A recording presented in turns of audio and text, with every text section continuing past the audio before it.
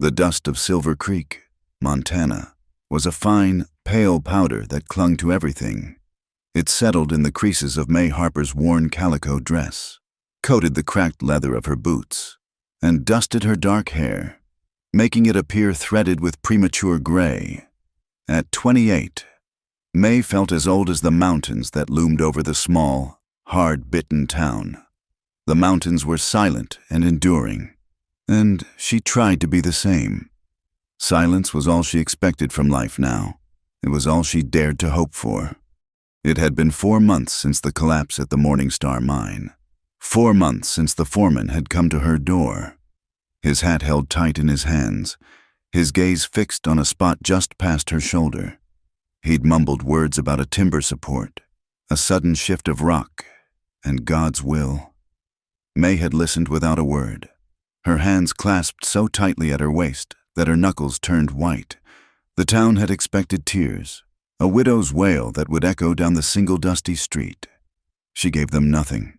The grief they assumed she should feel was a hollow space inside her, a quiet emptiness where a great and terrible noise had once lived. That noise had been Thomas Harper. Her husband had been a man carved from the same hard rock he blasted from the earth. His hands were thick and calloused, and they were not gentle. His laughter was a rare and jarring sound, usually at another's expense. His anger, however, was a constant companion, a low simmering heat that could boil over without warning. For 6 years, May had learned to walk softly, to speak only when spoken to make herself as small and unnoticeable as a mouse in the wainscoting.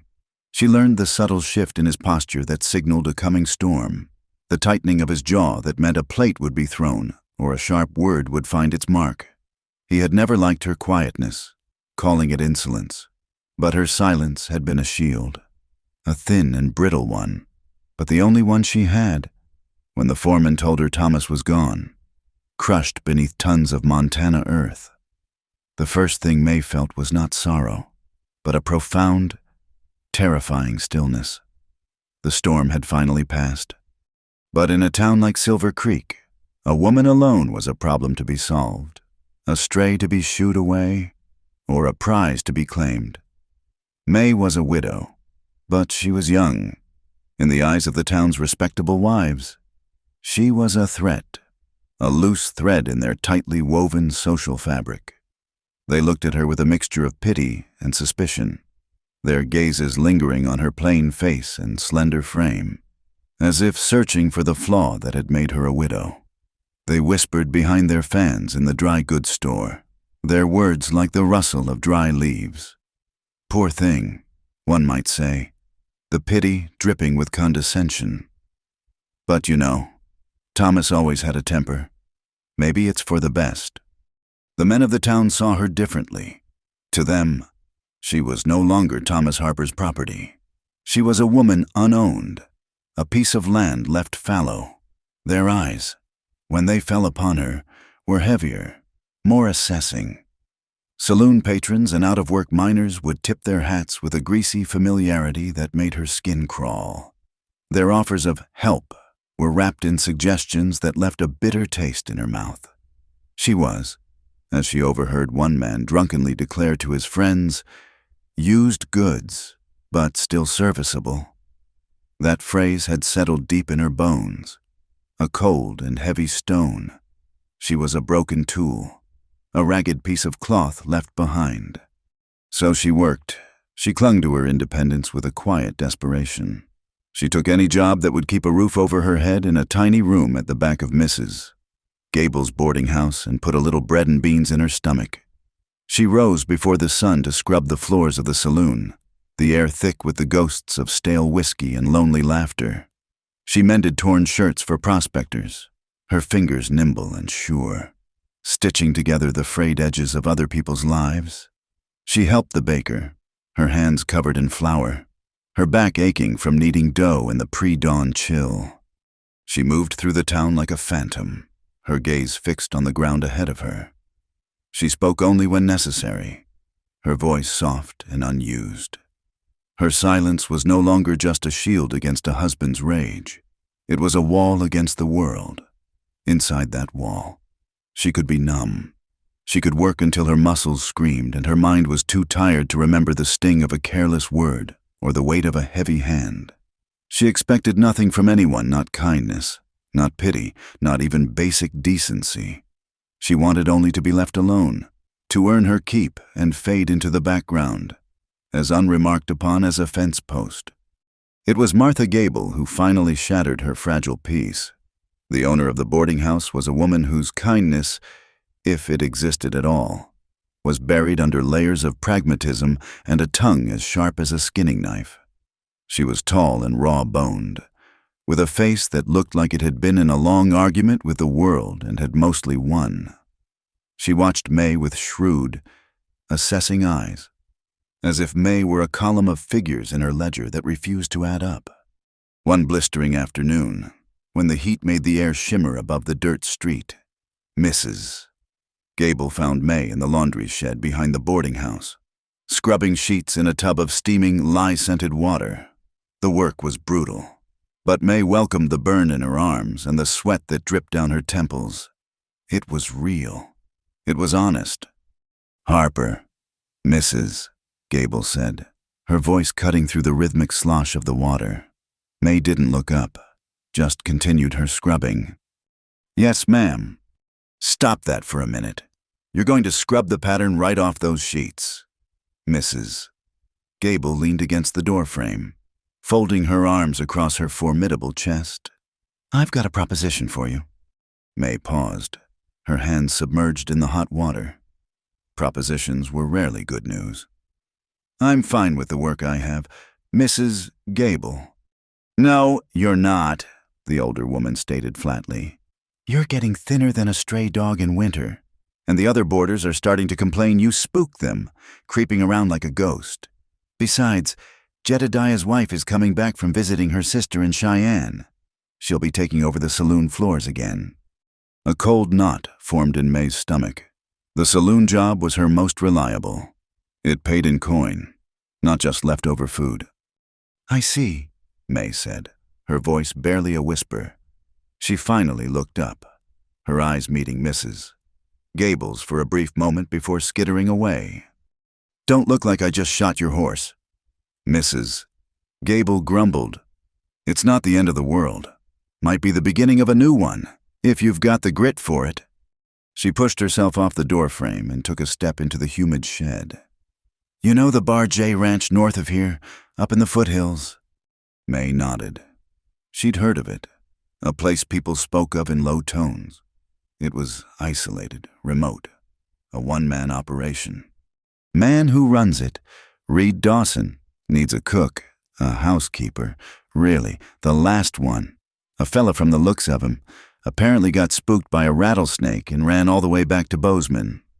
May's hands grew cold in the hot water. Reed Dawson. She knew the name, or rather, she knew the name the town had given him, Black Crow. He rode into town maybe 4 times a year for supplies, a tall, silent figure on a big black horse. He never went to the saloon, never spoke to anyone beyond what was necessary at the mercantile, and his face was perpetually set in a grim, unsmiling line. His eyes, they said, were as dark and cold as a winter night. They called him Black Crow because he was always alone and looked like he was perpetually observing a funeral. "He's not a talkative man," May said carefully, choosing her words. Mrs. Gable let out a short, harsh laugh. "That's putting it mildly. He's a mean, solitary son of a gun. The war did something to him, they say, left a piece of him back east. But the ranch is sound, and he pays in cash. On time. More than you're making now, scrubbing other people's dirt." May looked down at her hands, the skin red and puckered from the lye soap. The thought of being so far from town, so isolated with a man known for his foul temper, sent a tremor of old fear through her. It felt too much like trading one cage for another, larger one. "Why me?" she asked, her voice small. Mrs. Gable sighed, a sound of profound impatience. "Because you're quiet, you know how to work, and you won't be expecting conversation or pleasantries. You're used to a man with a heavy mood. The words were blunt, but they struck a chord of truth. Mrs. Gable didn't miss much. Look, May, this town is chewing you up and spitting you out. The men look at you like a free meal and the women look at you like you're carrying the plague. Up there, she gestured vaguely to the north. There's no one, just you, him, 100 head of cattle, and the sky. No whispers, no stares, just work.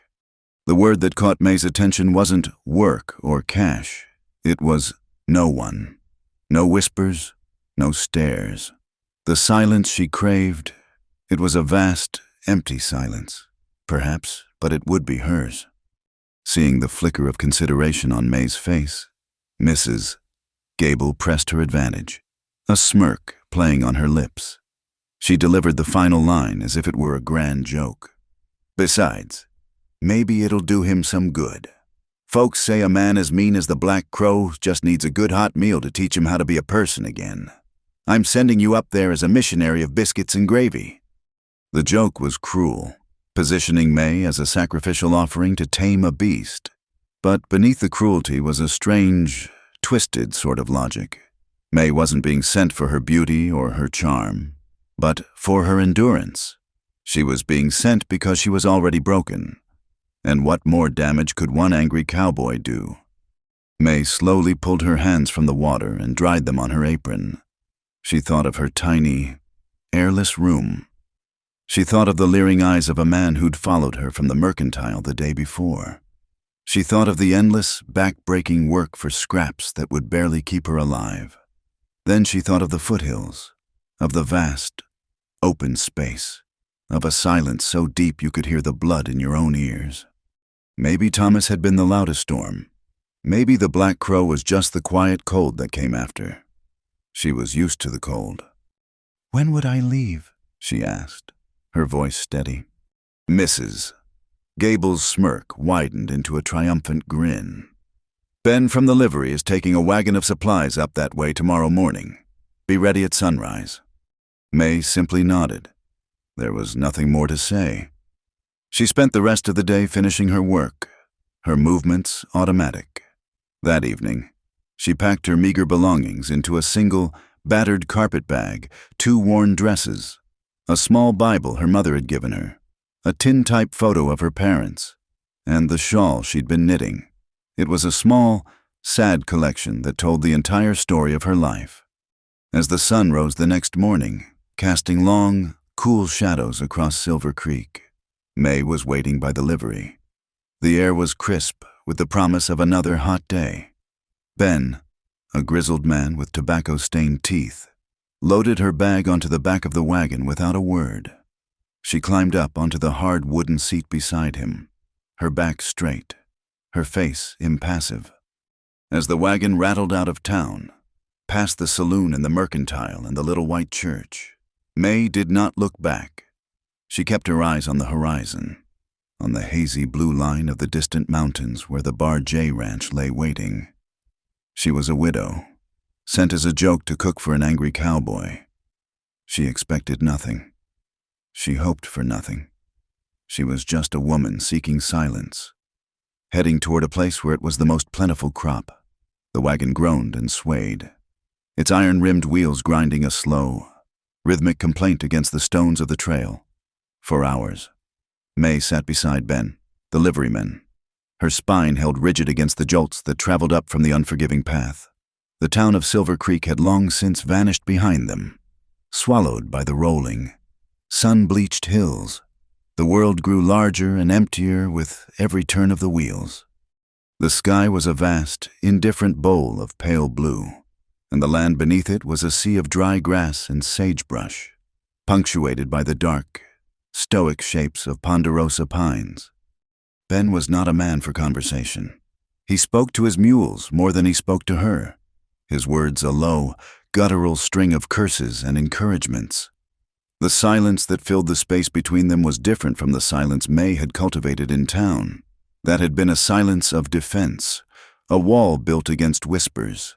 This was a silence of substance, ancient and immense. It was the sound of the wind moving through the grass, the distant cry of a hawk, the steady plodding of the mule's hooves. It was a silence that didn't hide things, but revealed them. It revealed just how small she was, a solitary figure being ferried into an even greater solitude. Once, trying to fill the void, she had asked, "Is it much further, Mr. Harris?" Ben had spat a stream of tobacco juice over the side of the wagon. "It is what it is," he grunted, and that was the end of that. She did not ask again. Instead, she watched the landscape. The farther they went, the wilder it became. The trail grew fainter, the hills steeper. This was a land that did not welcome people. It tolerated them. At best, it was a place where a person could disappear and the world would not notice. For the first time, a sliver of doubt worked its way into her resolve. Was this silence a refuge, or was it a grave? It was late afternoon when Ben finally pointed with his whip. "There she is, the Bar J." May followed his gesture, her eyes straining. At first, she saw nothing but more hills, more trees. Then she saw it, nestled in a wide basin that offered some protection from the relentless wind. It was not a ranch so much as a declaration of defiance against the wilderness. A long, low cabin built of thick, dark logs sat beside a massive barn that seemed to dwarf it. A series of corrals, stark and functional, stretched out from the barn, and a plume of smoke rose from the chimney of a small, separate structure that she guessed was a smithy. There were no flowers, no garden patch, no painted fence. The place was stripped of all softness, built for survival and nothing more. It looked as lonely as a single stone in the middle of a river. As the wagon drew closer, the sheer isolation of the place settled heavily upon her. In Silver Creek, she had been surrounded by people, their judgments a constant pressure. Here, the pressure was of a different kind. It was the weight of the sky, the endless expanse of the land, the profound and utter aloneness. The wagon rattled to a stop in the yard between the cabin and the barn. The sudden cessation of noise was jarring. The wind whispered around the corners of the buildings. Ben set the brake and climbed down, his old joints cracking in protest. May remained on the seat, her hands clutching her small carpet bag. She felt pinned by the silence, an intruder in a place that had long forgotten the presence of strangers. For a long minute, nothing happened. The cabin door remained shut. The barn was a dark, yawning mouth. Ben began to unhitch the mules, his movements efficient and unhurried. He was here to deliver goods, nothing more. Her presence was merely part of the cargo. Then a figure emerged from the smithy. He did not walk so much as glide, his long strides eating up the ground with an economy of motion that was almost unnerving. He was tall, taller than Thomas had been, with broad shoulders that filled out his dusty canvas shirt. He wore dark, worn trousers and scuffed boots. A gun belt was slung low on his hips, the walnut grip of a Colt Peacemaker worn smooth with use. As he drew nearer, May understood why they called him the Black Crow. It wasn't just the dark clothes or the solitary nature. It was in the very way he carried himself. He moved with the quiet, watchful intensity of a predator, his head still, his eyes taking in everything. His face was all sharp angles and hard planes, weathered by sun and wind to the color of tanned leather. A dark, untrimmed mustache hid his upper lip, and a day's worth of stubble shadowed a square, stubborn jaw. But it was his eyes that held her. They were the color of slate, dark and flat and cold. They held no warmth, no anger, no curiosity. They held a stillness, a profound and weary emptiness that seemed to absorb the light around them. He looked at the wagon, at the supplies, and then his gaze settled on her. May felt that gaze like a physical touch, but it was not like the leering looks of the men in town. This was different. It was an assessment, as cool and impersonal as a rancher judging livestock. He was weighing her, measuring her, and she felt the sudden, absurd urge to stand up straight, to prove she was worth the space she occupied. She did not. She simply met his gaze, her own expression carefully blank, her fear a tight, cold knot in her belly. She had learned long ago that fear was a scent that predators picked up on. She would give him nothing? Ben broke the silence, his voice raspy. "Got your supplies. Dawson, flour, salt, coffee, and—" He thumbed over his shoulder at May. "The cook misses. Gable sent—" Reed Dawson's eyes did not leave May's face. The silence stretched, thin and taut. May could hear the buzzing of a fly near the mules. Finally, he gave a slow, almost imperceptible nod. He moved to the side of the wagon and began to untie the canvas covering the supplies, his movements precise and powerful. He did not speak to her. He did not even acknowledge her beyond that initial, unnerving stare. Ben finished with the mules and came to the wagon bed to help. He glanced at May, who was still frozen on her seat. "Well, get down, girl. This is where you get off." His words broke her paralysis. Awkwardly, she climbed down from the high seat, her legs stiff from the long ride. Her worn boots sank into the soft dust of the yard. She stood there, clutching her bag, feeling useless and exposed. Reed Dawson worked beside Ben, lifting heavy sacks of flour as if they were nothing, his face set in the same grim, unreadable mask. He moved with a contained strength, a quiet efficiency that spoke of years of hard, solitary labor. When the last of the supplies had been stacked on the cabin's porch, Ben wiped his hands on his trousers. He took a small pouch from Dawson, who had produced it from his pocket, and hefted it. The clink of coin was a small, sharp sound in the quiet yard. "I reckon that settles it," Ben said. He turned to his mules. He did not say goodbye to May, offered no words of encouragement or luck. His part in the transaction was over. As he began to lead the mules around to hitch them to the wagon again, Reed Dawson finally turned his full attention to May. He stood on the porch, looking down at her. He was even taller up close, a formidable presence against the darkening sky. "You can cook?" he asked. His voice was a low baritone, rough around the edges, like stones grinding together. It was not a question of greeting. It was a test. May swallowed, her throat dry. "Yes, sir." He considered her for another long moment. "The house is there," he said, stating the obvious with a slight tilt of his head. "Kitchen's in the back, pantry's off the kitchen. Your room is the one next to it. It's small." He said the last part as if it were a warning. He did not invite her in. He did not offer to help with her bag. He simply stated the facts of her new existence and then turned, picked up a 50-pound sack of flour, and carried it inside as if she were no longer there. Left alone in the yard, May felt a wave of despair so profound it almost buckled her knees. What had she done? She had traded a cage she knew for one she did not, run from a pack of wolves only to land in a bear's den. Ben was climbing back onto his wagon. In a few moments, he would be gone, and her last link to the world she knew would be severed. She took a deep breath, the clean, dry air sharp in her lungs. She had made her choice. There was no going back. She squared her shoulders, a small, almost unconscious gesture of defiance, and walked toward the cabin. The porch boards creaked under her weight. She paused at the open door.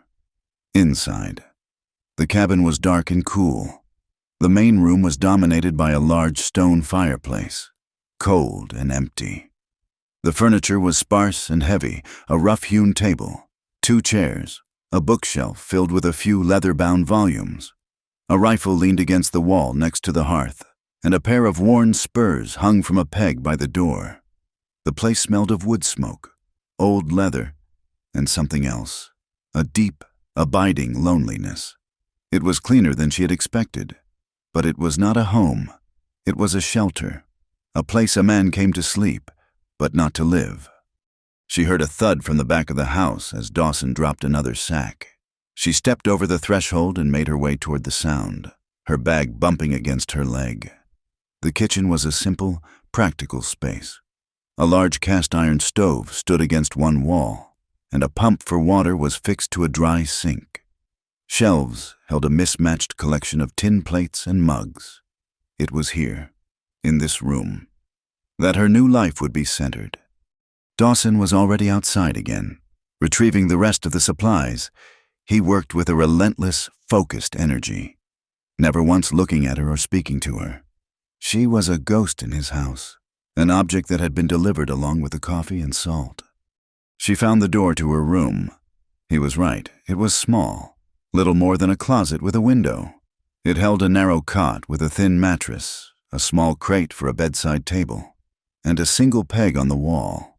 But the window looked out over the western hills, and as she stood there, the setting sun was beginning to paint the sky in strokes of orange and purple. She set her bag on the cot and went back to the kitchen. She knew what was expected of her. She was the cook. It was nearly sundown. The man would be hungry.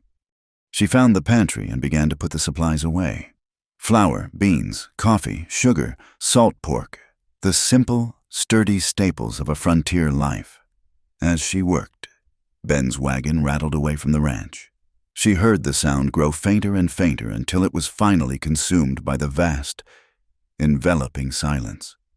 She was alone, utterly, completely alone with the Black Crow of the Bar J. He had accepted her presence because of a debt, a matter of honor from a war that had ended years ago but clearly still lived inside him. He was a man who paid what he owed. She was the settlement of that debt. A strange sense of calm settled over her. This was her reality now. There were no more whispers to fear, no more pitying looks to endure. There was only the work, the silence, and the inscrutable man who was now her employer. She looked at the iron stove, at the sacks of flour, at her own worn hands. She did not know if she had found a refuge or a prison, but she knew her duties. She took out a skillet, found the salt pork, and began to cook. The first sizzle of the fat hitting the hot iron was a small, defiant sound in the great, silent house. It was the sound of her starting over. The first morning at the Bar J began before the sun. May woke to a profound, bone-deep cold that had nothing to do with the thin blanket on her cot.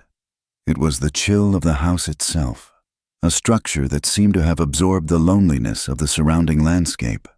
The log walls were bare, the floorboards wide and rough under her feet. Silence pressed in on her, heavier and more absolute than any she had known. In town, even in the pre-dawn hours, there were distant sounds, a rooster crowing, the rumble of a far-off wagon. Here, there was nothing but the sound of her own breathing in the dark.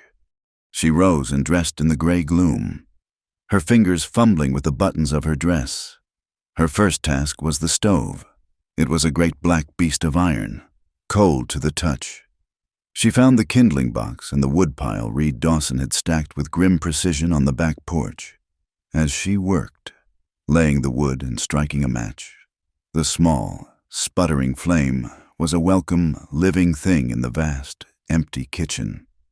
By the time the sky began to bleed a pale light in the east, the stove was radiating a circle of warmth, the coffee was boiling, and the smell of frying salt pork and baking biscuits filled the air. She worked with a quiet, focused efficiency, her movements a familiar ballet of necessity. This was her territory. In the kitchen, she had a purpose. Reed Dawson entered just as she was setting a plate on the rough-hewn table. He moved without a sound, a dark shape appearing in the doorway. And, for a heart-stopping moment, the old fear, the fear of Thomas finding fault, clenched her stomach. But Dawson was not Thomas. He did not look at her, did not inspect her work. He went to the wash basin, pumped a stream of icy water, and splashed it on his face, the sound sharp in the quiet room. He dried himself on a piece of sacking, ran a hand through his dark, unruly hair, and then sat at the table. He ate. That was all. He ate with the same focused intensity he applied to every other task, his attention solely on the food. He did not look up. He did not speak. When he was finished, he drained his tin mug of coffee in 2 long swallows, pushed the chair back, and stood. For a fleeting second, his slate-gray eyes met hers across the room. There was no expression in them, no acknowledgement. It was the look a man might give a fence post he was about to pass. Then he turned and was gone, the heavy door closing behind him with a soft thud. The only evidence he had been there was the dirty plate on the table. And so the days began to fall into a pattern, each one a copy of the last. May's world shrank to the size of the cabin and the small yard around it. She rose in the dark, cooked breakfast, and watched Reed Dawson disappear toward the barn or the far-off pastures. The long hours in between were hers. She filled them with work. The cabin, she discovered, was a monument to neglect, not of filth, for Dawson was not a dirty man, but of a profound and utter lack of care. A thick layer of dust, the fine, settled dust of years, coated every surface. The few windows were so grimy they let in more gloom than light. She started in one corner of the main room and began to clean. She scrubbed the floors with lye soap and hot water until the pale grain of the wood began to show through. She washed the windows until the sunlight, when it finally streamed in, seemed startlingly bright. She beat the dust from the few rugs and blankets and aired them in the sharp, clean wind. As she worked, she learned the geography of his loneliness. There were no pictures, no trinkets, no signs of a past life. The books on the shelf were volumes on animal husbandry, military tactics, and surveying. They were tools, not comforts, in his room, which she entered with a feeling of trespassing. There was only a bed, a chest for his clothes, and a small, locked metal box. There was nothing of a personal nature, nothing to say who he was before he became the Black Crow. The entire house felt like a place a man had holed up in to wait for the end of the world, and finding it did not come. He had simply continued to wait. Her presence was a quiet intrusion into this waiting. The sounds she made were small but new, the rhythmic thump of a broom, the clatter of a pot lid, the whisper of a wet rag across a dusty shelf. At noon, she would ring a small iron bell on the porch, and he would appear sometime later, eat the meal she'd left for him on the table, and disappear again. The evenings were the same. He would eat his supper in silence, and then either retreat to his room or sit by the cold hearth, cleaning his rifle or mending a piece of tack, his hands sure and economical in their movements. He never spoke to her unless it was a necessity, and then it was a single word. Flour, he might say, indicating the nearly empty bin, or lie, a clipped command. He was not cruel. He did not raise his voice or sneer at her as Thomas had. His words were not weapons. They were simply tools to convey a need. But his silence was a fortress, its walls high and unbreachable. He moved around her as if she were a piece of furniture, a functional object placed there to perform a task. And, in a way, May preferred it. It was a cold existence, but it was a safe one. She did her work, she earned her keep, and she was left alone. She asked for nothing more. Weeks passed. The relentless summer sun beat down on the ranch, baking the earth to a hard, cracked shell. The air was thick with the scent of hot pine and dust. Then, one afternoon, the sky changed. The brilliant blue was slowly consumed by a bruised, purple-gray mass that rolled in from the west. The wind picked up, carrying the first cool scent of rain.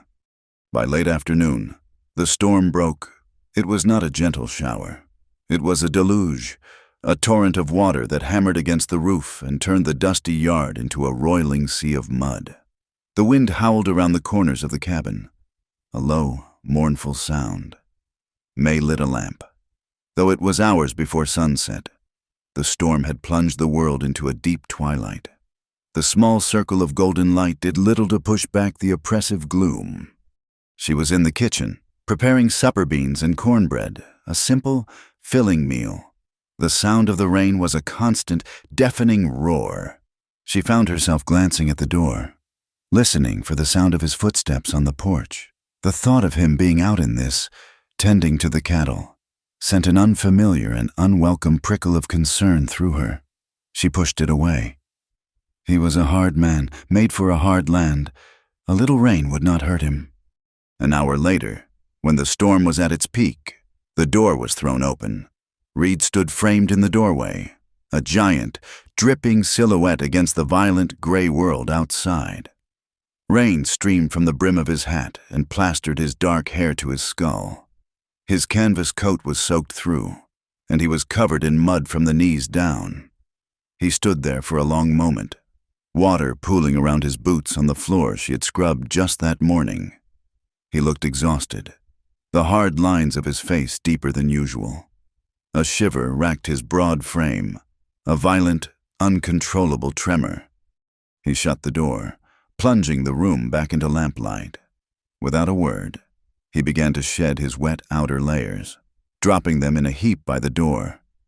He wore only his shirt and trousers now, both soaked and clinging to his body. Another shiver ran through him, and he went to the fireplace, turning his back to her as he stared into the cold, empty stone. May looked at the beans simmering on the stove.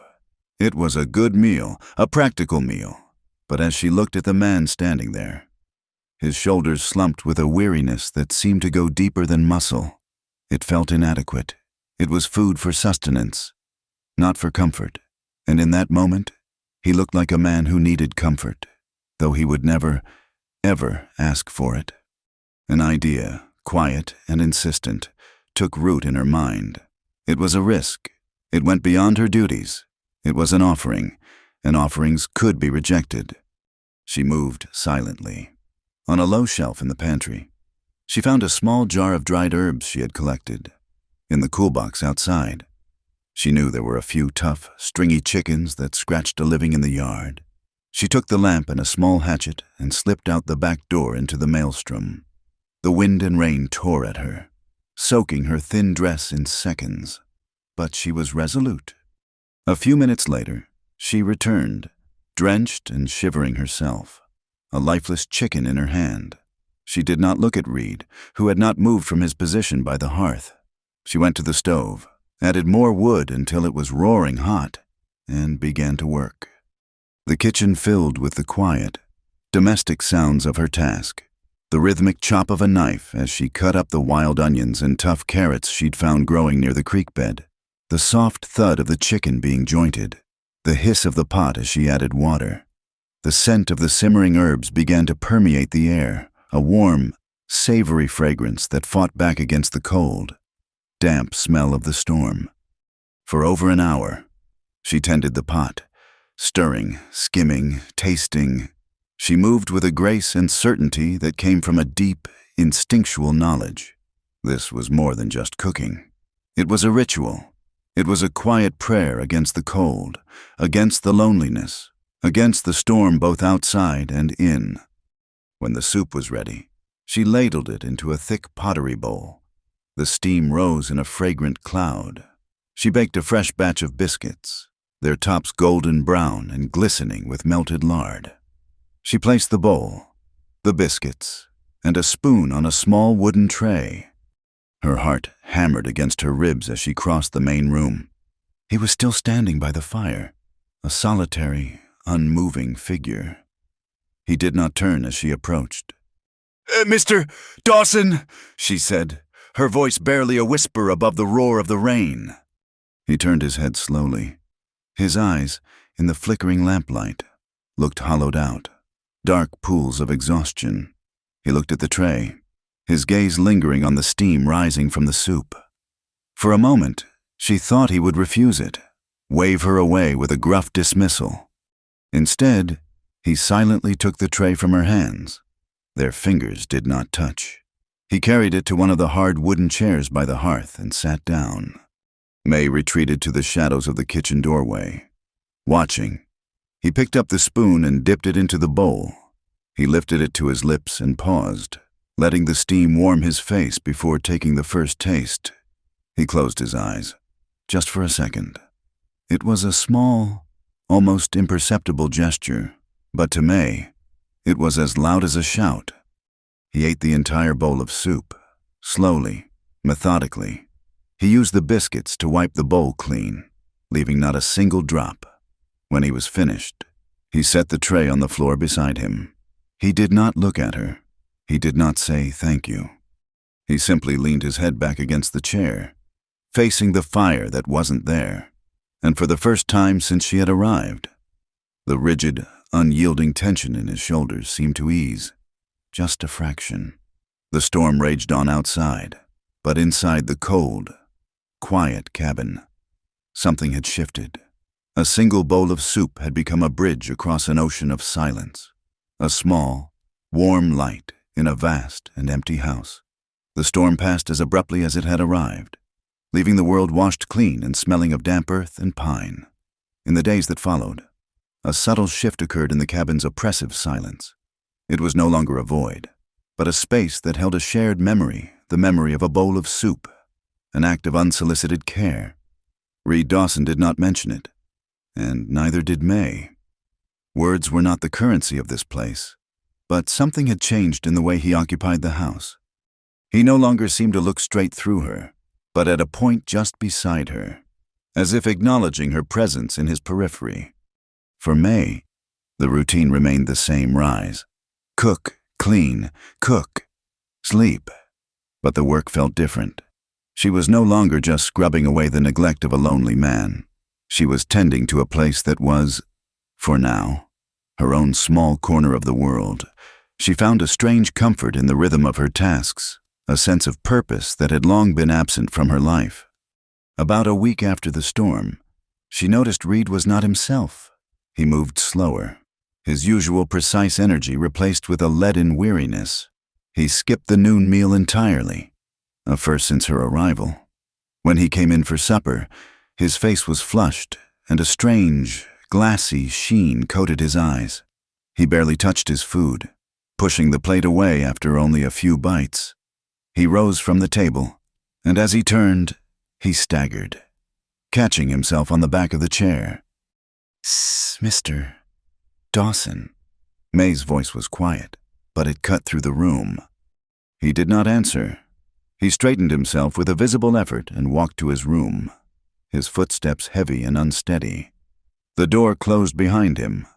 May stood by the table, her hands twisting in her apron. A cold dread, familiar and sharp, crept up her spine. Sickness on the frontier was a swift and brutal enemy. A fever could take a strong man down in a matter of days, and they were hours from town, hours from any help. She was alone with him. The thought was terrifying, but it was followed by another, simpler one. There was no one else. She cleaned the kitchen, her movements automatic, her mind racing. She listened at his door, but heard nothing. The silence from his room was more unnerving than any sound would have been. She spent a restless night on her cot, waking at every creak of the cabin, every sigh of the wind. When she rose in the pre-dawn dark, the house was still. She built up the fire in the stove, her hands trembling slightly. There was no sign of him. Usually, by now, she would have heard him stirring. She made coffee, the familiar aroma doing little to soothe her frayed nerves. Finally, unable to bear the waiting any longer, she poured a mug of the hot, black liquid and walked to his door. She knocked softly. "Mr. Dawson." No answer. She knocked again, a little louder. "Mr. Dawson, I've brought you coffee." Still nothing. Swallowing her fear, she turned the rough iron latch and pushed the door open a few inches. The room was dark, the air thick and hot. A low, guttural sound came from the bed, a groan of pure misery. She pushed the door fully open and stepped inside. In the dim light filtering through the single dirty window, she could see him. He was a heap under the blankets, tossing fitfully. She set the mug down on the crate beside the bed and reached out, her hand hovering for a moment before she touched his forehead. The heat that radiated from his skin was shocking, a dry, dangerous fire. He was burning with fever. He mumbled something incoherent, his eyes closed, his face contorted. He threw off the blankets, his body seeking relief from the heat that consumed him from within. He was drenched in sweat, his shirt clinging to his chest and back like a second skin. May's fear solidified into a quiet, grim resolve.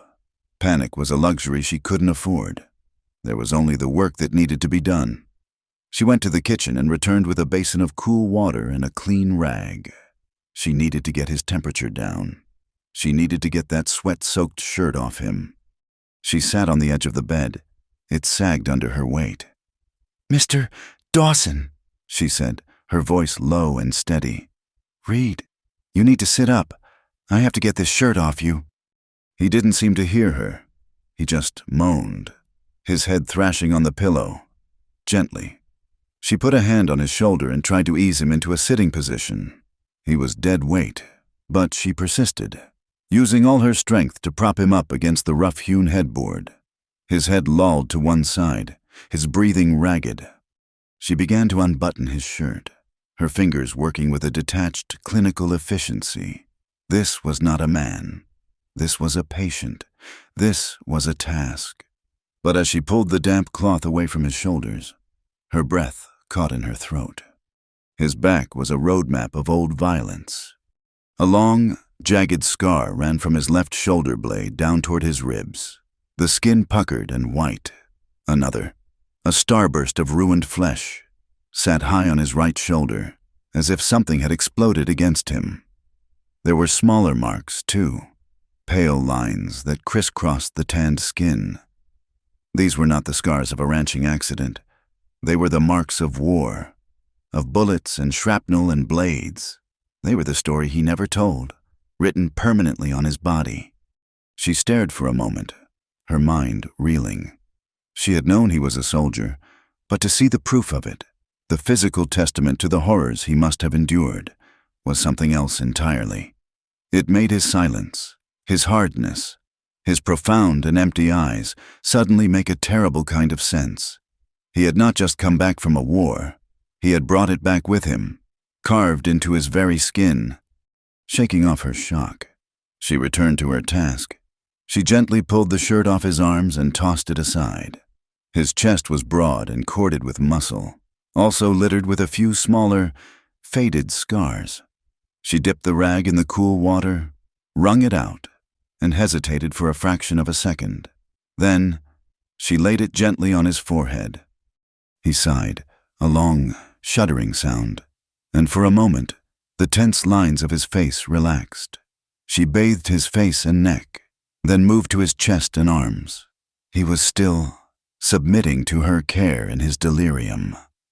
When she was done, she looked at his back again, at the angry-looking scars that seemed to radiate a heat of their own. She rinsed the cloth again, the cool water a balm against her own suddenly warm hands. She reached around him and began to wipe down his back. As the cool, damp cloth touched the largest of the scars, he flinched violently, a deep groan rumbling in his chest. His eyes flew open. They were clouded with fever, but they were focused on her. For a moment, she saw not the black crow, but a cornered, wounded animal, his defenses stripped away. He stared at her hand on his back, and his whole body went rigid. This was the first time she had touched him, the first time he had allowed her to, and it was not in passion, not in anger, but in a moment of utter vulnerability, a simple human act of care. "Easy," she said, her voice barely a whisper. "The fever. I'm just trying to cool you down." He stared at her for a long moment, his breathing harsh. She expected him to push her away, to retreat back into his fortress of solitude with a curse. Instead, the tension slowly seeped out of him. His eyes slid shut, and his head leaned back against the headboard. He had yielded. In his sickness, he had surrendered a small piece of his isolation to her. She finished bathing him, her touch now even gentler on the scarred landscape of his back. She pulled a clean, dry sheet up to his waist and sat with him, repeatedly cooling the rag and placing it on his forehead. For hours, she kept vigil, The only sounds, the man's ragged breathing and the ticking of a small clock she hadn't noticed before on his mantelpiece. The fever raged all day and into the night. He drifted in and out of consciousness, muttering names she didn't know. Samuel, Captain, and phrases that meant nothing to her. Hold the line. Not the creek bed. She forced sips of water between his cracked lips and continued her steady, patient work with the cool cloths. Sometime long after midnight, the fever broke. A great drenching sweat soaked him, and his breathing finally deepened and evened out. The dangerous heat receded from his skin, leaving it cool and clammy. He fell into a deep, natural sleep, exhausted. May slumped in the chair she had pulled up beside the bed. In the pale moonlight that now streamed through the window, his face looked younger, the hard lines softened by sleep. She looked at the scars on his shoulder, stark and white in the moonlight. She thought of her own scars, the ones no one could see, the small, deep wounds left by Thomas's words, the lingering ache in her soul from years of being made to feel worthless. He woke just before dawn. His eyes were clear, the fever gone, leaving behind a profound weakness. He looked at her, sitting asleep in the chair, her head slumped to one side. He looked at the basin of water, the discarded shirt on the floor, the sheet that was tucked around him. He knew. "May," he said. His voice was a dry, raspy whisper. Her eyes fluttered open. She straightened up, her back aching. "You're awake," she said, a wave of relief washing over her. "The fever's broken." He nodded slightly, his gaze falling to his own scarred shoulder, then back to her face. "You saw them." It wasn't a question. She nodded. Yes. The silence in the room was different now. It was not empty. It was filled with everything that had just passed between them, everything that had been revealed without a word. "Most folks, they don't like to look at them," he said, his voice still rough. May thought for a moment, choosing her words carefully. "They're a part of you," she said simply. "They tell a story." She looked at her own hands, clasped in her lap. "Some scars don't show on the skin."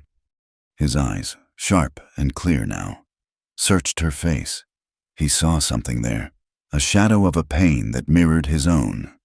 He had seen it before, a quiet, haunted look she sometimes had when she thought no one was watching. He had assumed it was a widow's grief. Now, he understood it was something far older and deeper. "Your husband," he said, the words costing him an obvious effort. "The miner, Mrs. Gable said he was a hard man." May's gaze dropped to her lap. She had never spoken of it, not to anyone.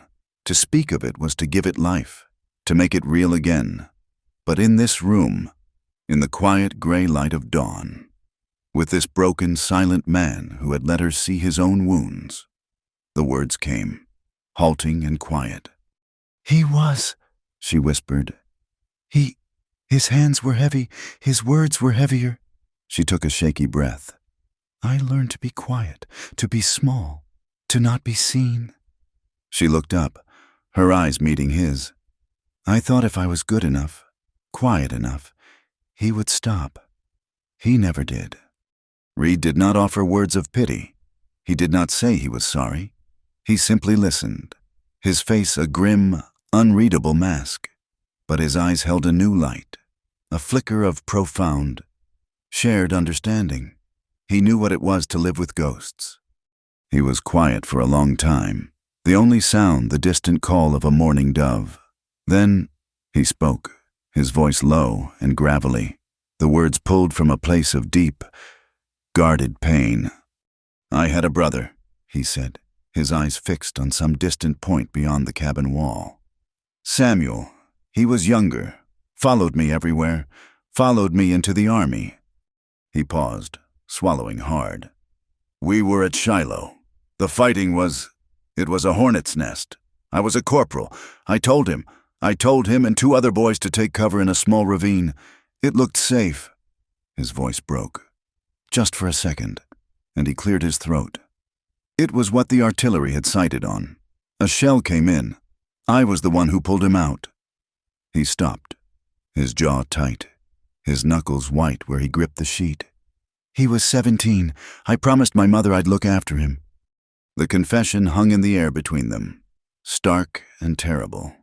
A story of a simple mistake, a moment's misjudgment in the chaos of war. That had cost him everything. This was the source of his exile. This was the ghost that haunted the empty rooms of the cabin, the ghost that sat with him in his long, silent evenings. He had run to this remote corner of the world not to escape the war, but to punish himself for it.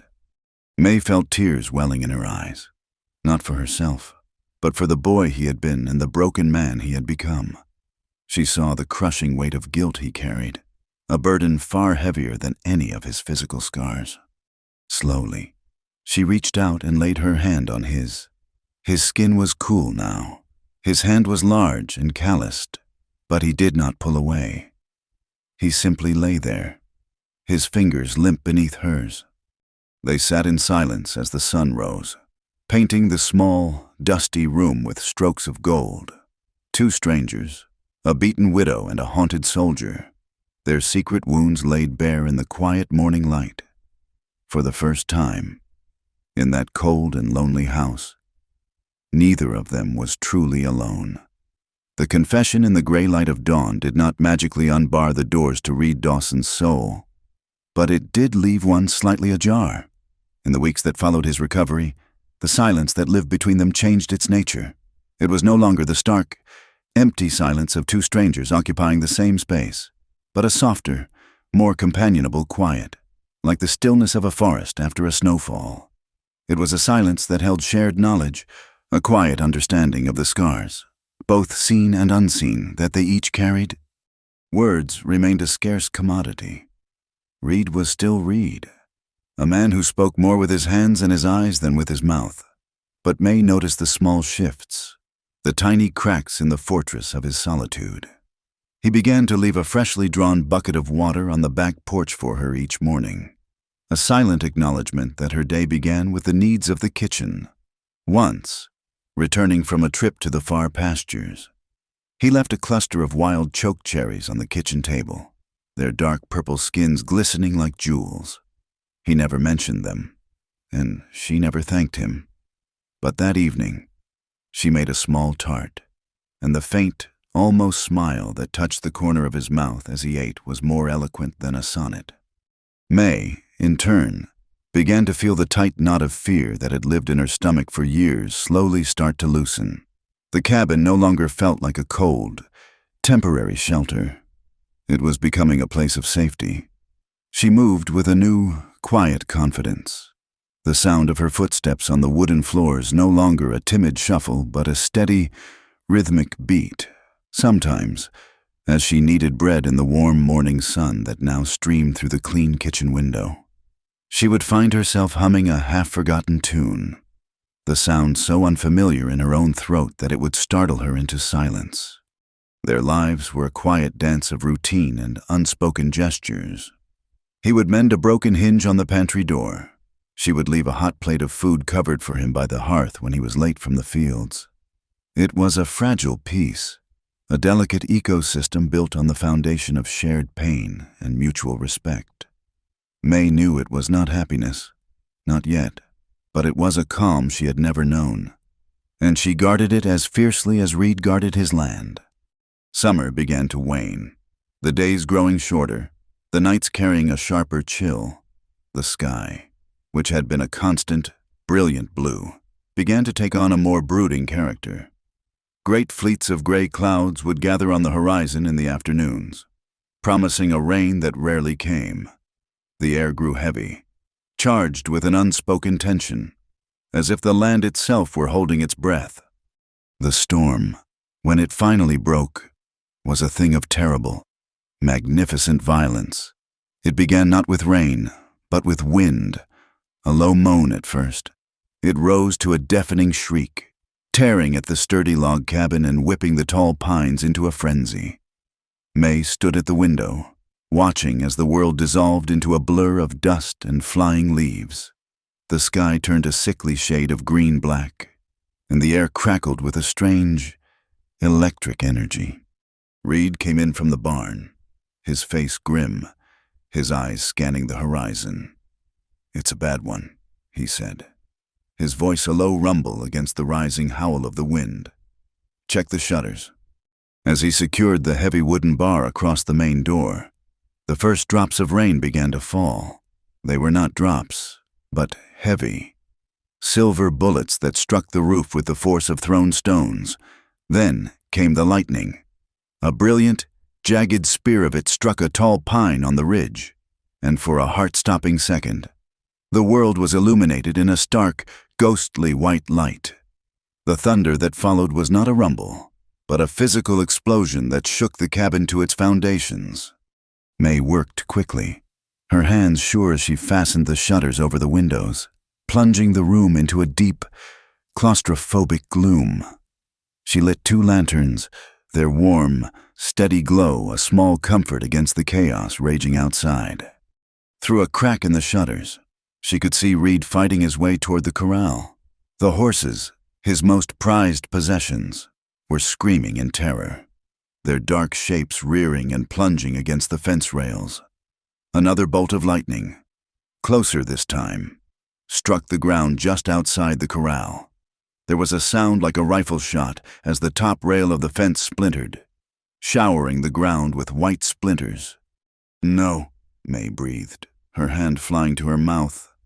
2 of the horses, wild-eyed with panic, bolted through the new gap in the fence and disappeared into the sheeting rain. Reed, without a moment's hesitation, ran after them, a rope coiled in his hand, his powerful form swallowed by the storm.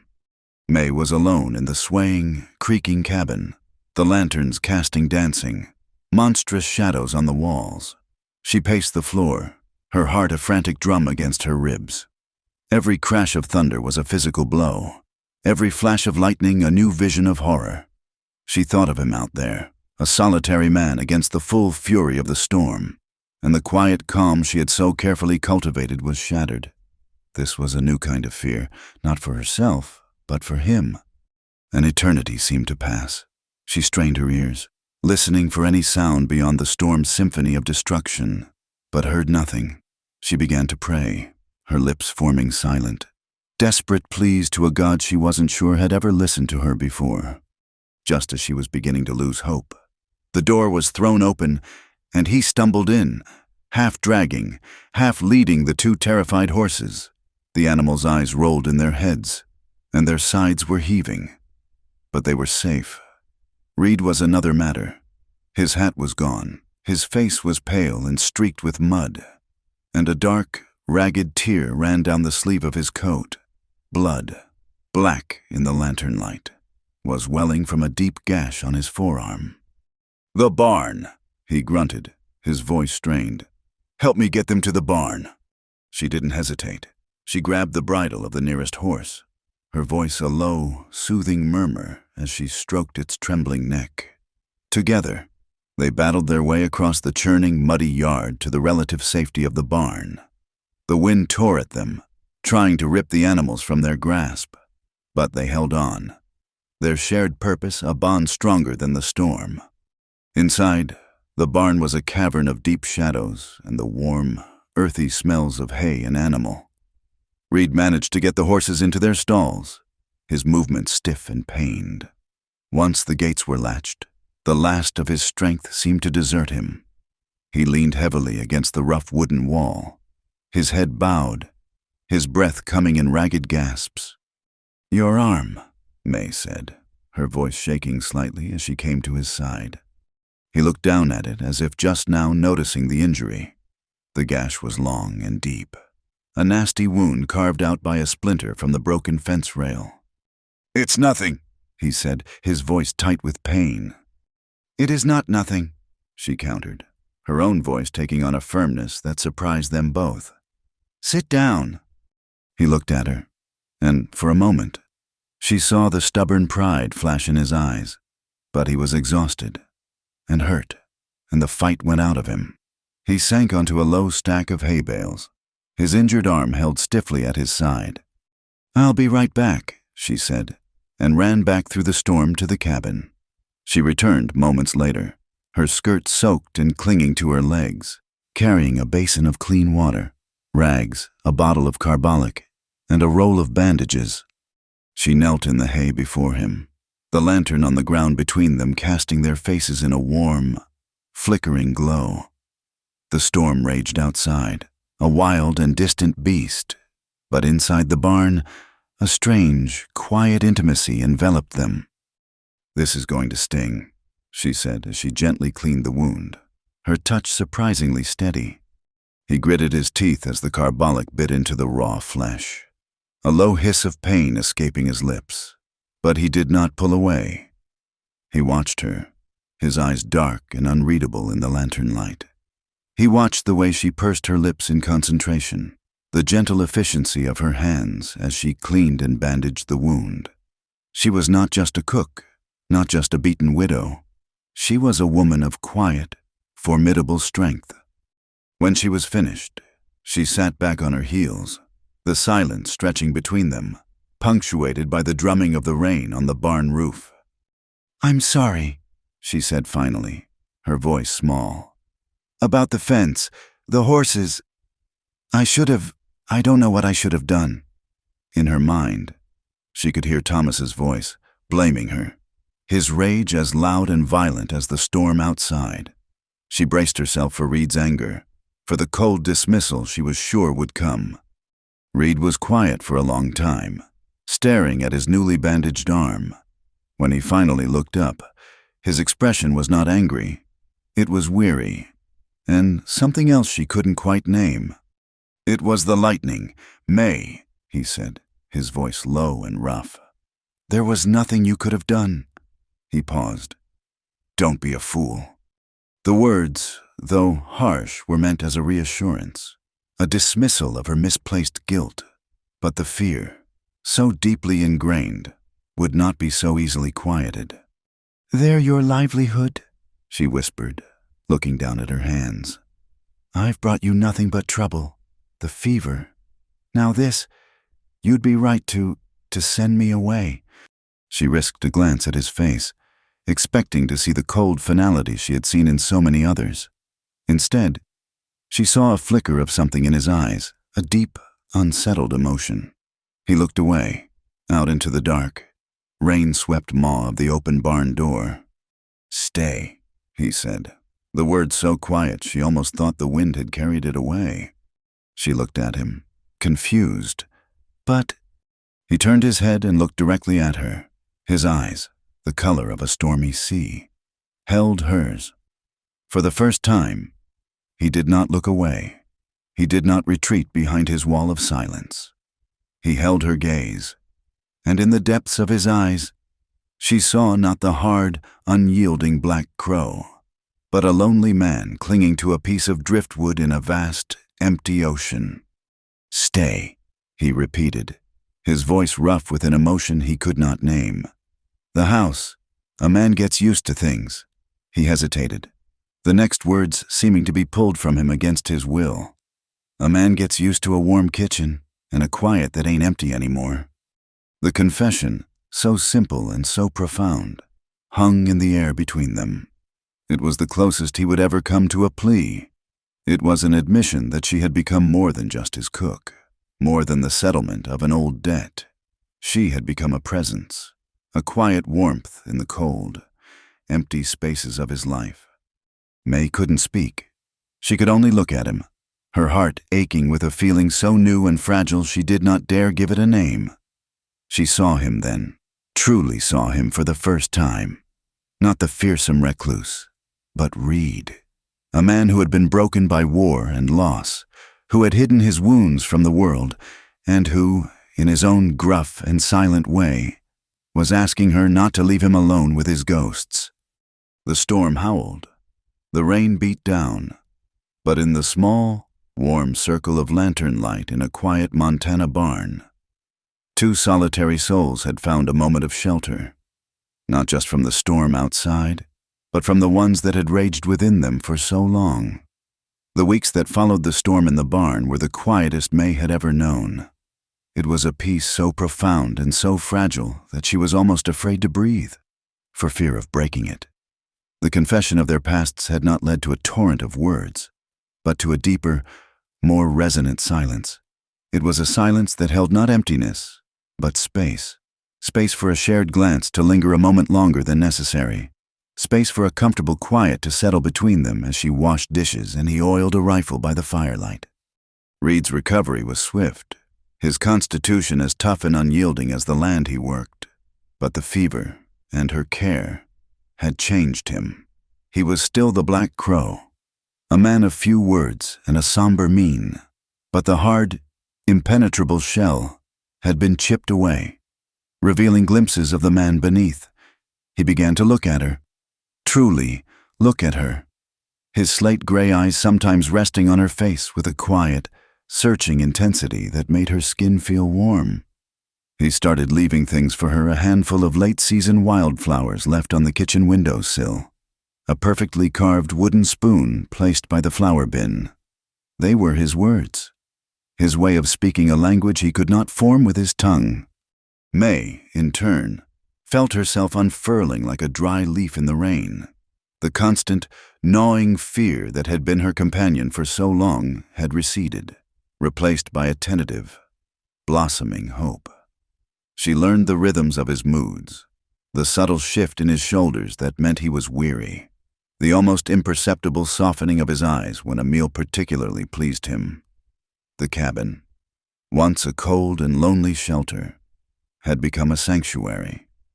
It was a small, quiet world they had built together, a world of two, protected by miles of empty land and a wall of shared silence. But no world, however remote, can remain an island forever. The pantry was running low, and the first snows of winter were not far off.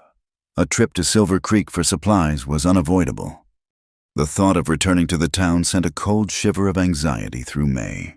She had not set foot there since the day she'd left in Ben Harris's wagon, and the memory of the whispers and the leering stares was still fresh. She suggested that Reed go alone, that she could manage fine at the ranch. He looked at her from across the breakfast table, his gaze steady. "You need things," he said. It wasn't a question or a suggestion. It was a statement of fact. "Thread. New boots for winter. The ones you have are worn through." She looked down at her feet. He was right. He noticed things like that. She was realizing. He noticed everything, and in his quiet, implacable way. He was telling her she was not going to be left behind. He was telling her they would face the town together. The ride into Silver Creek was a stark contrast to her first journey out. She rode one of the gentler mares, while Reed rode his big black stallion, a formidable figure who seemed to command the very landscape. They rode in their usual quiet, but it was a comfortable quiet, a shared anticipation.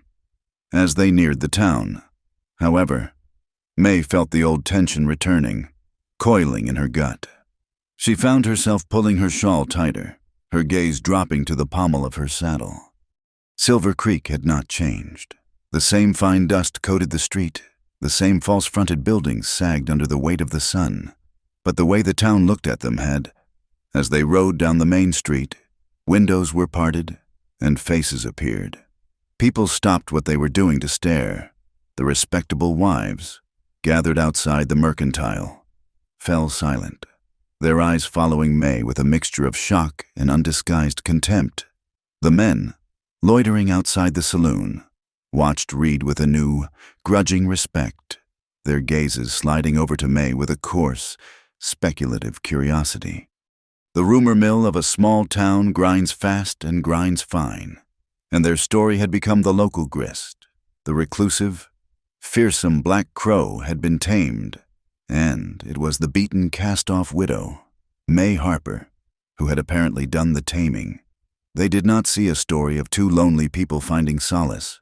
They saw a sordid transactional arrangement, a desperate woman using her wiles to ensnare a landowner, a foolish man bewitched by a pretty face. Reed seemed oblivious to the stares, his face set in its usual impassive mask. He dismounted in front of the mercantile and tied their horses to the rail. "Get what you need," he said to May. His voice low. "I'll get the grain and the salt blocks." May slid from her horse, her legs unsteady. She felt 100 eyes on her back as she walked up the wooden steps and pushed open the door to the store. Inside, the air was thick with the smells of coffee, leather, and local gossip. The conversation, which had been buzzing moments before, died a sudden, awkward death. Mrs. Gable, who was behind the counter measuring out flour for another customer, looked up and her eyes widened almost imperceptibly. May went about her shopping, her movements stiff, her face burning with a quiet shame. She could feel the weight of their judgment, a physical pressure that made it hard to breathe. She gathered her thread, a bar of soap, and a length of sturdy wool for a new dress, her hands trembling as she placed the items on the counter. It was then that the door swung open, and the past walked in. There were 3 of them, their spurs jingling on the floorboards. May recognized them instantly. Jed Stone, Cal Winters, and another man whose name she couldn't recall. They had been Thomas's friends, his drinking companions, men who shared his cruel, brutish view of the world. Jed, a big slovenly man with a thick neck and small, mean eyes, was their leader.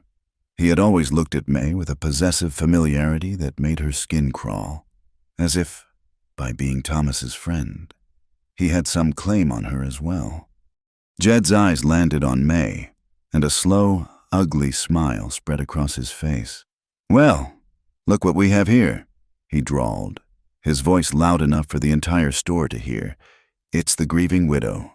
You're looking mighty well fed. May, life out on the Black Crow's roost must agree with you." The other 2 men chuckled. May's blood ran cold. She kept her eyes fixed on the counter, praying for Mrs. Gable to finish her transaction, praying for the floor to open up and swallow her whole. "Leave her be, Jed," Mrs. Gable said, her voice sharp, though she did not look up from her work.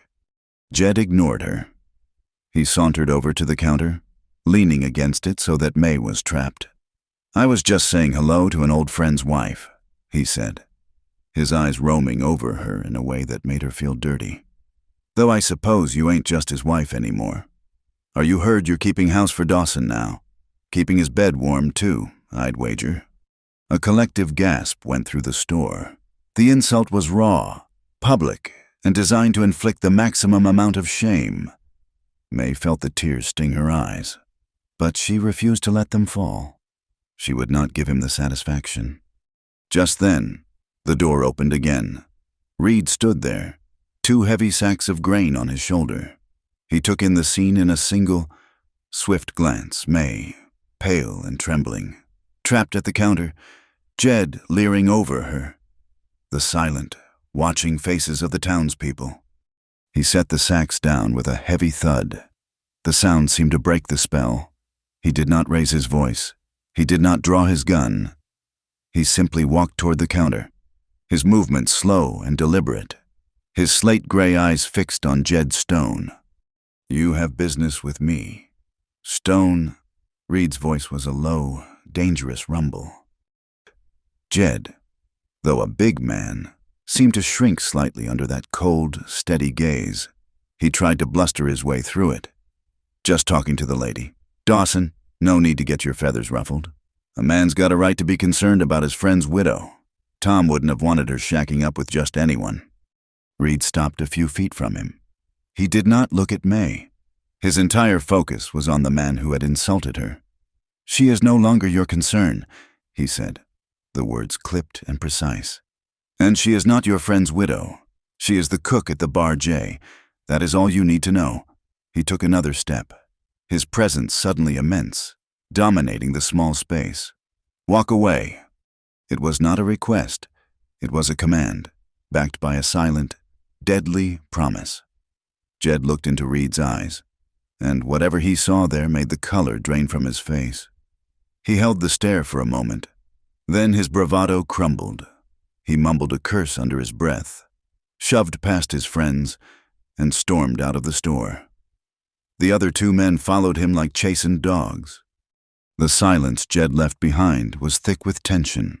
Reed paid misses, Gable for May's things and his own. His face an unreadable mask of stone. He gathered their supplies and walked out. May, her legs shaking, followed him. The ride back to the ranch was a journey through a new and terrible silence. The comfortable quiet they had shared was gone, replaced by a cold, heavy tension that was thicker than any wall. Reed rode ahead, his back straight and unyielding, a solitary figure once again. May's mind was a maelstrom of shame, fear, and a deep, aching disappointment. He had made Jed back down. Yes, but he hadn't defended her. He had defended his cook. She is the cook at the bar, Jay. That is all you need to know. The words echoed in her head, each one a small, sharp blow. He had not denied Jed's vile accusations. He had simply defined her by her role, reducing her to an employee, a functionary. He had drawn a line in the sand, not to protect her, but to protect his own property, his own peace. The old, familiar voice of Thomas, the voice that had told her for years that she was worthless, began to whisper in her mind. You see, you bring trouble wherever you go. You are a stain, a burden. She looked at Reed's rigid back. He had built a life of perfect, controlled solitude, and she had contaminated it. Jed and his friends would not let this go. They would see Reed's quiet dismissal as a challenge. They would bring their trouble to the bar, Jay. She had brought this down on him. She, with her tainted past and her stained reputation. The fragile peace they had built was an illusion, shattered by the first contact with the outside world. And in that moment, she believed with a soul-crushing certainty that Reed knew it, too. His silence now was not companionable. It was the silence of regret, of a man weighing the cost of a bad bargain. By the time they reached the ranch, a cold, hard decision had formed in her heart. It was the only choice she had, the only decent thing she could do. She had to leave. She did not unpack her new things. She went to her small room and added them to the meager collection in her carpet bag. She worked with a numb, quiet finality. Every object was a memory of a hope that was now dead. The wooden spoon he had carved, the dried wildflowers on her windowsill. She left them all behind. She found him in the barn, currying his horse, his movements sharp and angry. He did not look up as she approached. I'm leaving, she said, her voice a reedy whisper. The words hung in the dusty, quiet air between them. He stopped his work, the curry comb held motionless in his hand. Still, he did not look at her. Why? He asked, his voice flat. You heard them, she said, her voice gaining a little strength. Jed Stone and the others, they won't stop. They'll bring their trouble here. I won't be the cause of that. I won't bring my past to your door. He was silent for a long time, his back still to her. She waited, a tiny, foolish part of her hoping he would turn around, that he would tell her she was wrong, that he would ask her to stay. When he finally spoke, his voice was as cold and hard as river stone. Your choice. That was all. 2 words. Your choice. The fragile hope in her chest shattered into a million tiny, sharp pieces. It was the confirmation she had been dreading. He was letting her go. He was not going to fight for her, not even with a single word. His silence was her dismissal. Tears she had refused to shed in the store now welled in her eyes, hot and bitter. She turned without another word and walked out of the barn, out of the yard, and down the long, dusty track that led away from the bar J. She did not look back. With every step, the thought echoed in her mind, a sad, familiar refrain that had haunted her entire life, from a mother and father taken too soon, to a husband who had treated her like property, and now to the silent man who had offered a glimpse of peace, only to let it slip away. Everyone, in the end, she thought, as a single tear traced a path through the dust on her cheek. Everyone eventually leaves me behind. The long walk back to Silver Creek was a journey through a gray, featureless landscape of grief. May did not feel the sharp stones through the worn soles of her boots, nor the chill of the evening wind that picked up as the sun bled out behind the mountains. She moved in a haze of numb resignation, her body simply carrying her away from the one place she had begun to feel safe. Each step was a confirmation of her own worthlessness, an echo of Thomas's sneering voice in her memory. She arrived late, a ghost slipping through the darkened streets, and went to the only place she could miss, Gable's boarding house. The old woman opened the back door to her soft knock, took one look at May's pale, tear-streaked face and the small carpet bag in her hand, and let out a long, weary sigh. "I suppose I should have known." "Mrs." Gable said, her voice devoid of its usual sharp edges. "Some things are just too good to last." She did not ask questions, simply led May to a tiny, airless room in the attic and left a lit candle on the crate beside the cot. May's life reverted to what it had been before, only now it was shadowed by the memory of what she had lost. The quiet that had been a refuge at the Bar J was now a torment. In the silence of her attic room, she could hear the echo of Reed's rare, low voice, feel the imagined warmth of the kitchen stove, see the vast, empty sky through the clean windows. She scrubbed the floors of the saloon again, the lye soap a welcome, punishing sting on her hands. She kept her eyes down, her back bent, trying to make herself invisible once more. She had tried to be seen, and it had been a disaster. Invisibility was safer. The town, for its part, seemed to have reached its verdict. May Harper had overplayed her hand, and the Black Crow had cast her out. The women looked at her with a smug, pitying satisfaction, while the men, especially Jedstone and his cronies, watched her with a renewed, predatory interest. They saw her as humbled, brought back down to her proper place, and therefore accessible again. Jed would tip his hat to her on the street, his smile a slow, reptilian curl of his lips, a silent promise of future trouble. May ignored them all, retreating deeper into herself, a creature crawling back into a shell that no longer quite fit. Nearly a fortnight passed, each day a gray copy of the last. Then, one afternoon, as May was shaking a rug out behind the boarding house, a horse galloped into town, its sides heaving, its rider slumped low over the saddle. It was not Reed. It was a young man, barely more than a boy, his face white with panic. He half fell from the horse in front of the livery and staggered toward the boarding house, shouting for Mrs. Gable. May froze. The dusty rug held motionless in her hands. She recognized the brand on the horse's flank, the Bar J. She followed the boy inside, her heart a cold, heavy stone in her chest. "Mrs." Gable met him in the main hall, her face a stern question. "It's Dawson," the boy gasped, his words tumbling over one another.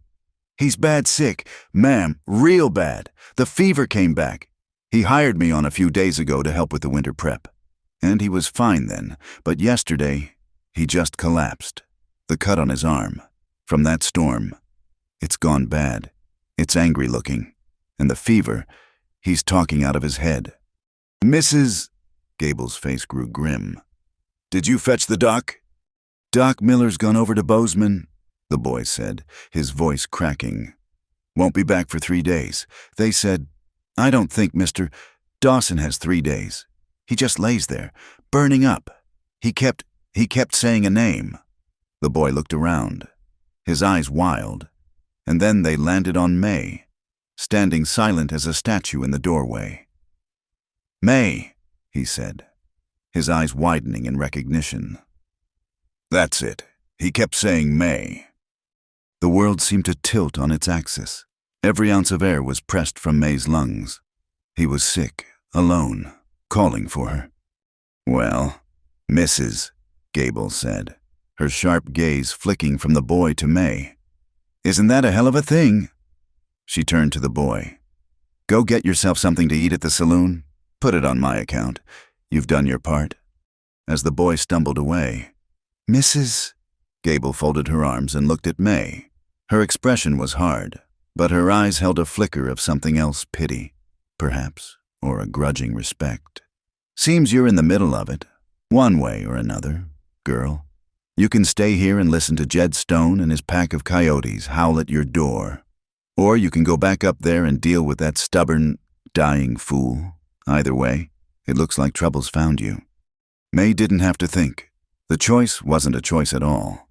In her mind, she saw him, not the fearsome black crow, but the man lying in the moonlight, his scarred back a testament to a pain he could not speak.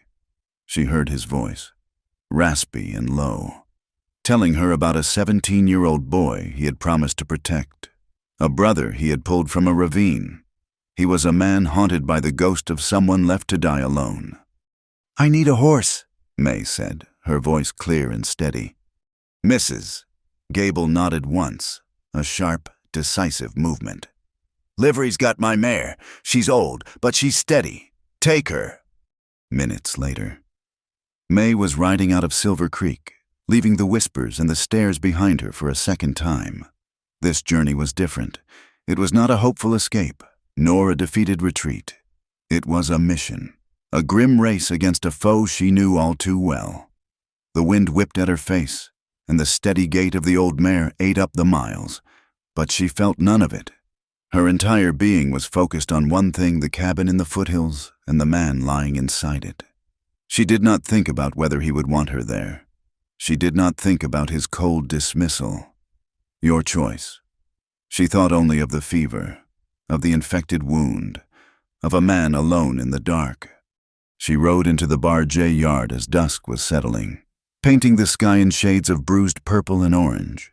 The place was unnervingly still. No smoke rose from the chimney. A bucket lay overturned on the porch. The cabin looked cold and dead. She slid from the horse and ran inside, her heart pounding. The main room was cold as a tomb, the hearth a black, empty maw.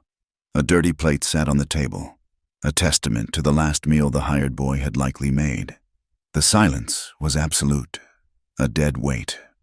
She pushed open the door to his room and her breath caught. He was there, a tangle of limbs and blankets, his face flushed a deep, alarming red. The air was thick with the sour smell of sickness. He was muttering, his head tossing back and forth on the sweat-soaked pillow. "Samuel, hold the line, don't!" And then, a low, desperate whisper. "May." The sound of her name on his lips, spoken in the depths of his delirium, broke through the last of her hesitation. She was no longer a cast-off cook or a disgraced widow. She was the one he was calling for. She went to work with a fierce, focused energy. She stripped him of his sweat-drenched shirt, her hands gentle but firm.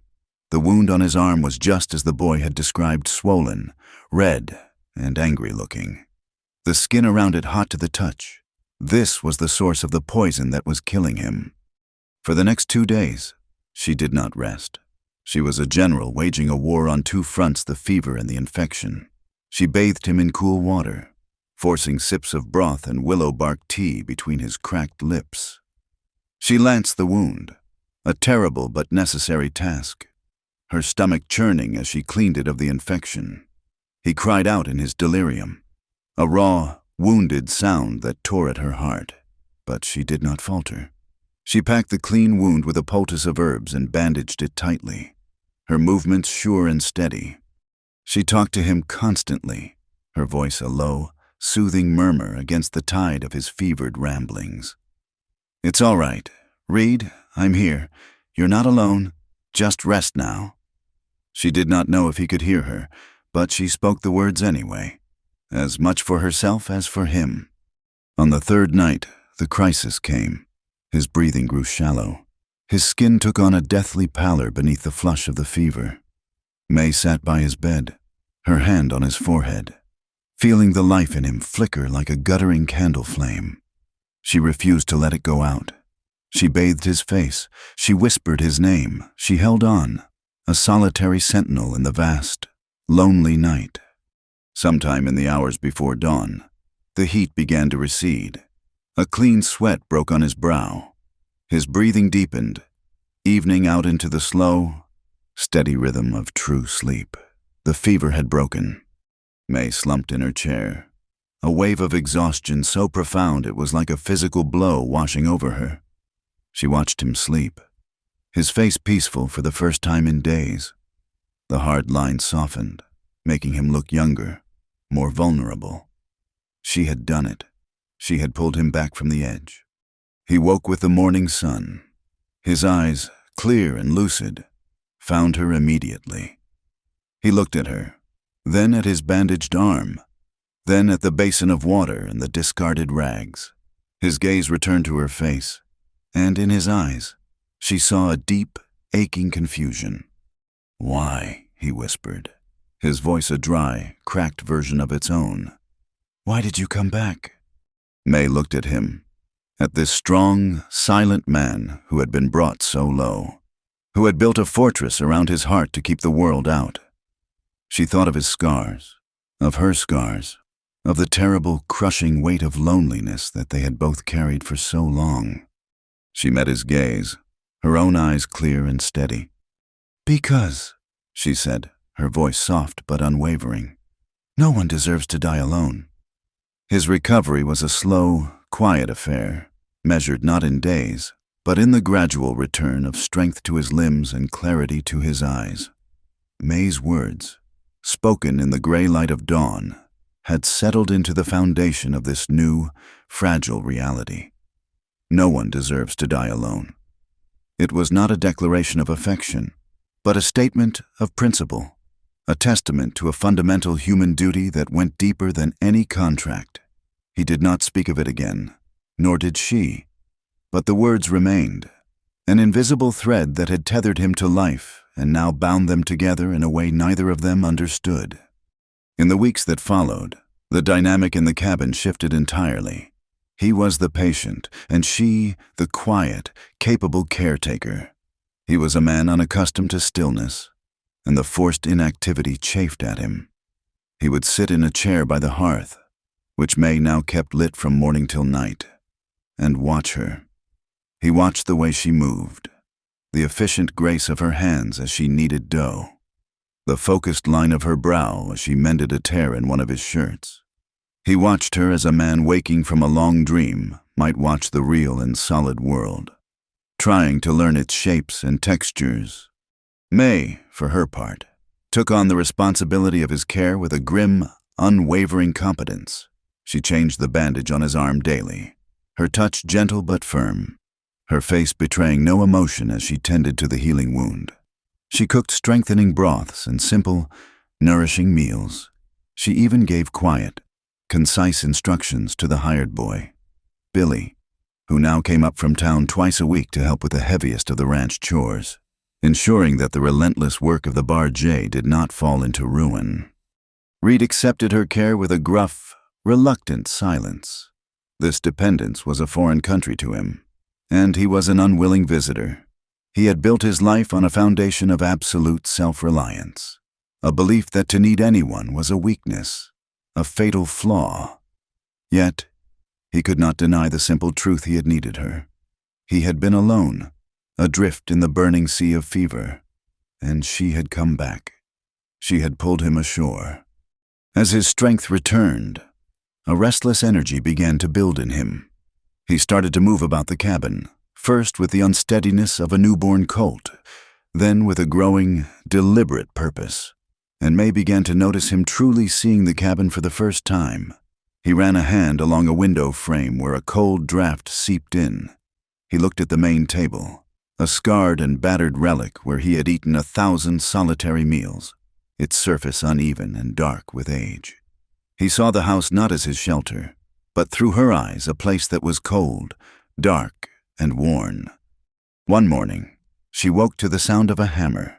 She came out of her room to find him, pale but determined, nailing a new, properly fitted piece of wood around the drafty window. He worked with a slow, painstaking precision, his movement still hampered by weakness but driven by a fierce, internal resolve.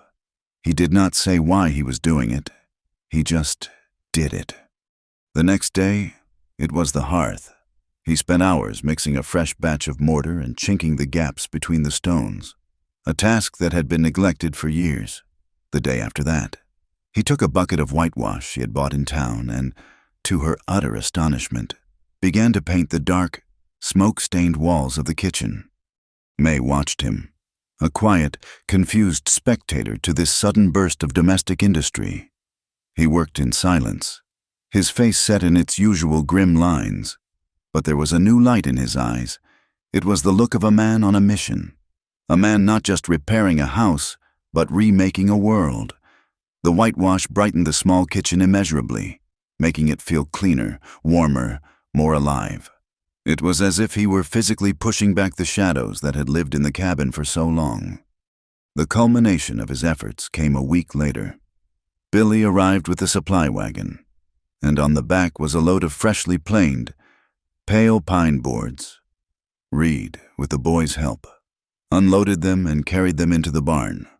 For the next 3 days, the sounds of sawing and sanding and hammering drifted from the barn, a steady, rhythmic pulse of creation. May did not ask what he was doing. She knew, somehow, that this was his language, his way of speaking the things he could not say. She simply continued her work, making sure a hot meal and fresh coffee were waiting for him when he finally emerged from the barn each evening. Exhausted and covered in sawdust. On the evening of the 3rd day, he called her to the main room. "May!" She came from the kitchen, wiping her hands on her apron. The old, battered table was gone. In its place stood a new one. It was a simple, sturdy piece of furniture, crafted from the pale pine boards. The surface was sanded so smooth it felt like satin under her fingertips. It was not fancy, but it was perfect. The clean lines, the solid construction, the faint, sweet smell of the fresh-cut wood. It was a thing of simple, honest beauty. It was large enough not for one man, but for a family. Reed stood on the other side of it, his hand resting on the smooth surface. He looked from the table to her face, a question in his eyes. And in that moment, May understood. All of it, the repaired window, the mortared hearth, the whitewashed kitchen, and now this table. This was not a man doing chores. This was not a landlord improving his property. A profound and deeply moving realization settled in her heart, as warm and steady as the new fire in the hearth. This was a man trying to build a nest. He had lived in a cold, dark shelter, a place to hide from the world and its ghosts. Now, he was trying to build a home for her. The days that followed were filled with a new, unspoken tenderness. They ate their meals at the new table, the clean wood a tangible symbol of the new foundation they were building. The first snows of winter arrived, blanketing the ranch in a thick, silent layer of white, isolating them completely from the outside world. But inside the cabin, it was warm. The draft was gone from the window. The fire in the newly chinked hearth burned bright and hot. They settled into a quiet, domestic rhythm. She would cook and mend, and he would work in the barn or sit by the fire carving small, intricate figures of animals from scraps of wood, a horse, a deer, a crow with its head cocked to one side. They were small, silent gifts he would leave on her bedside crate. One evening, as a blizzard raged outside, howling like a hungry wolf, they sat in the warm, quiet stillness of the cabin. The only sounds were the crackle of the fire and the whisper of May's knitting needles. Reed had been staring into the flames for a long time, his face thoughtful, the firelight playing over the hard lines and softening them. He cleared his throat, the sound unnaturally loud in the quiet room. May looked up from her knitting, her hands stilling in her lap. He was looking at her, his gaze direct and serious. She saw the familiar struggle in his eyes, the battle of a man trying to force his tongue to speak a language his heart understood, but his mind did not know how to form. "May," he began, his voice low and rough. He looked down at his own large, calloused hands, as if the words he was looking for might be found there. "I've been thinking." He took a deep breath and looked up again, his eyes meeting hers across the small space. "I am not a man for for poetry. I don't know the right words for things." He paused, his frustration palpable. "The war, it took the words, left other things in their place." She waited, her heart beginning to beat a slow, heavy rhythm against her ribs. "What I know," he continued, the words coming slowly, each one carefully chosen, "is that this house was a cold place before you came. I didn't know how cold it was, until it wasn't cold anymore." He looked around the room, at the bright fire, at the clean floors, at the new table. "I know that when you were gone, the silence came back, the bad kind, the empty kind." He looked directly at her then, his gaze so intense it felt like a physical touch. The vulnerability in his eyes was a raw, unguarded thing. "I don't know what love means, May. It's a word I heard a long time ago. I don't know if I have it in me, but I know this." He leaned forward slightly, his voice dropping to a near whisper. "I want you to stay, not as my cook, not because you owe me anything, or I owe you." He took another shaky breath, the final, most difficult words coming with a raw, painful honesty that struck her to the core. "I want you to stay, so I can see you every morning." The simple, unadorned declaration was the most beautiful thing she had ever heard. It was not a promise of forever, not a vow of undying passion. It was a statement of simple, profound need. He was not offering her a grand romance. He was offering her his mornings. He was offering her a place in his world, a seat at his new table. He was offering her a home. Tears welled in May's eyes, but they were not tears of sadness or of fear. They were tears of a deep, quiet, overwhelming gratitude. This scarred, broken, silent man was offering her the one thing she had never believed she would have a place where she was wanted, not for what she could do, but for who she was. She did not say yes. The word felt too small, too conventional for the enormity of the moment. Instead, she looked at him, her heart in her eyes, and gave a single, slow, solemn nod. It was enough. It was everything. A visible wave of relief washed over his face, the deep, tense lines around his eyes softening. He gave a small nod in return, a silent acknowledgement of their pact. The proposal had been made, and the answer given. The blizzard raged outside, but inside the small, warm cabin, a new world had just been born. After a moment, May picked up the dinner plates from the new table. She carried them over to the wash basin, her movements calm and steady. Life, after all, did not stop for monumental moments. It continued. She began to wash the dishes, the familiar, rhythmic scrape of the cloth against the tin a comforting, grounding sound. Their new life had not begun with a kiss, but with a quiet promise and the simple, shared work of building a home. The blizzard that had served as the backdrop for Reed's quiet proposal was the first of many that winter. The Bar J Ranch became an island in a vast, silent ocean of white. The world shrank to the size of the cabin, the barn, and the snow-swept path between them. For another man, this profound isolation might have been a prison. For Reed and May, it became a crucible, a warm, quiet space where the fragile foundations of their new life could set, undisturbed by the outside world. Their days fell into a rhythm dictated by the demands of survival and the simple, shared work of living. Reed, his strength fully returned, spent his time in the barn, mending harnesses with thick, waxed thread, the leather smelling sharp and clean in the cold air. He repaired tools, straightened horseshoes in the smithy's fire, and ensured his animals were safe and fed against the biting cold. May's domain was the cabin, the whitewashed kitchen. Now her undisputed territory was a haven of warmth and comforting smells. She baked bread, its yeasty aroma filling every corner of the house. She sewed new curtains from the wool she had bought in town, the small, bright check of the fabric a defiant splash of color against the monochrome winter world. They were two solitary people learning the language of companionship. It was a language spoken not in words, but in deeds. When she saw his gloves were worn through at the fingertips, she spent 2 evenings by the firelight knitting a new, thick pair. She left them on the new table without a word, and the next morning, he was wearing them. When he noticed her struggling to carry a heavy log for the fire, he began leaving a neatly stacked pile of smaller, manageable pieces on the porch for her each evening. He never mentioned it, and she never thanked him. The acts themselves were the only conversation necessary. Slowly, tentatively, Reed began to share small, polished stones from the mountain of his past. They were not the jagged, painful rocks of the war, but simpler, older memories.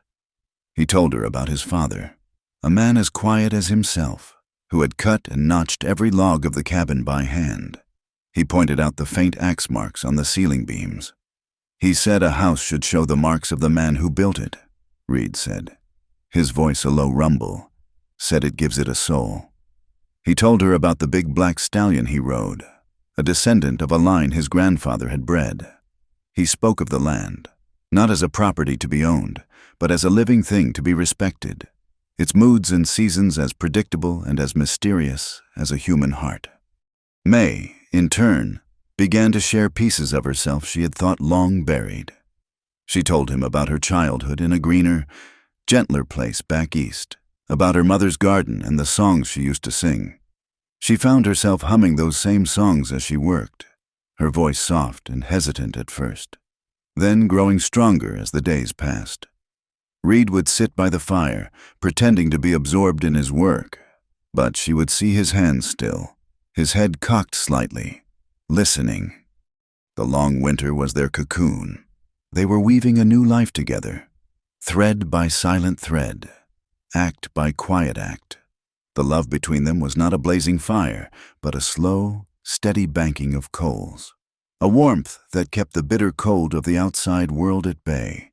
It was a love built on the shared understanding of survival, a quiet companionship that was more precious than any spoken poetry. When the spring thaw finally came, it felt like a collective sigh of relief from the land itself. The snow receded, the creek swelled with meltwater, and the first green shoots of new life pushed their way through the damp, dark earth. The world outside their cabin door was waking up, and with it, a new chapter of their life began. Their focus shifted from surviving the winter to building a future. The ranch, which had been a place of solitary labor for Reed, became a shared project. They worked from sunup to sundown, the hard, physical labor a joyful expression of their new partnership. They repaired the cowshed, Reed showing May how to hold a board steady while he hammered, their movements falling into an easy, coordinated rhythm. She, in turn, discovered a knack for organization, turning the chaotic tack room into a model of order, a place where every tool and every piece of harness had its own designated hook or shelf. May's greatest project, however, was the garden. On a patch of sun-drenched ground behind the cabin, a space that had lain fallow for years, she decided to bring forth life. The idea, when she first proposed it, was a test in her old life. Any suggestion of change, any attempt to make her own mark, would have been met with Thomas's scorn or anger. Reed simply looked at the patch of ground, then at her determined face, and nodded.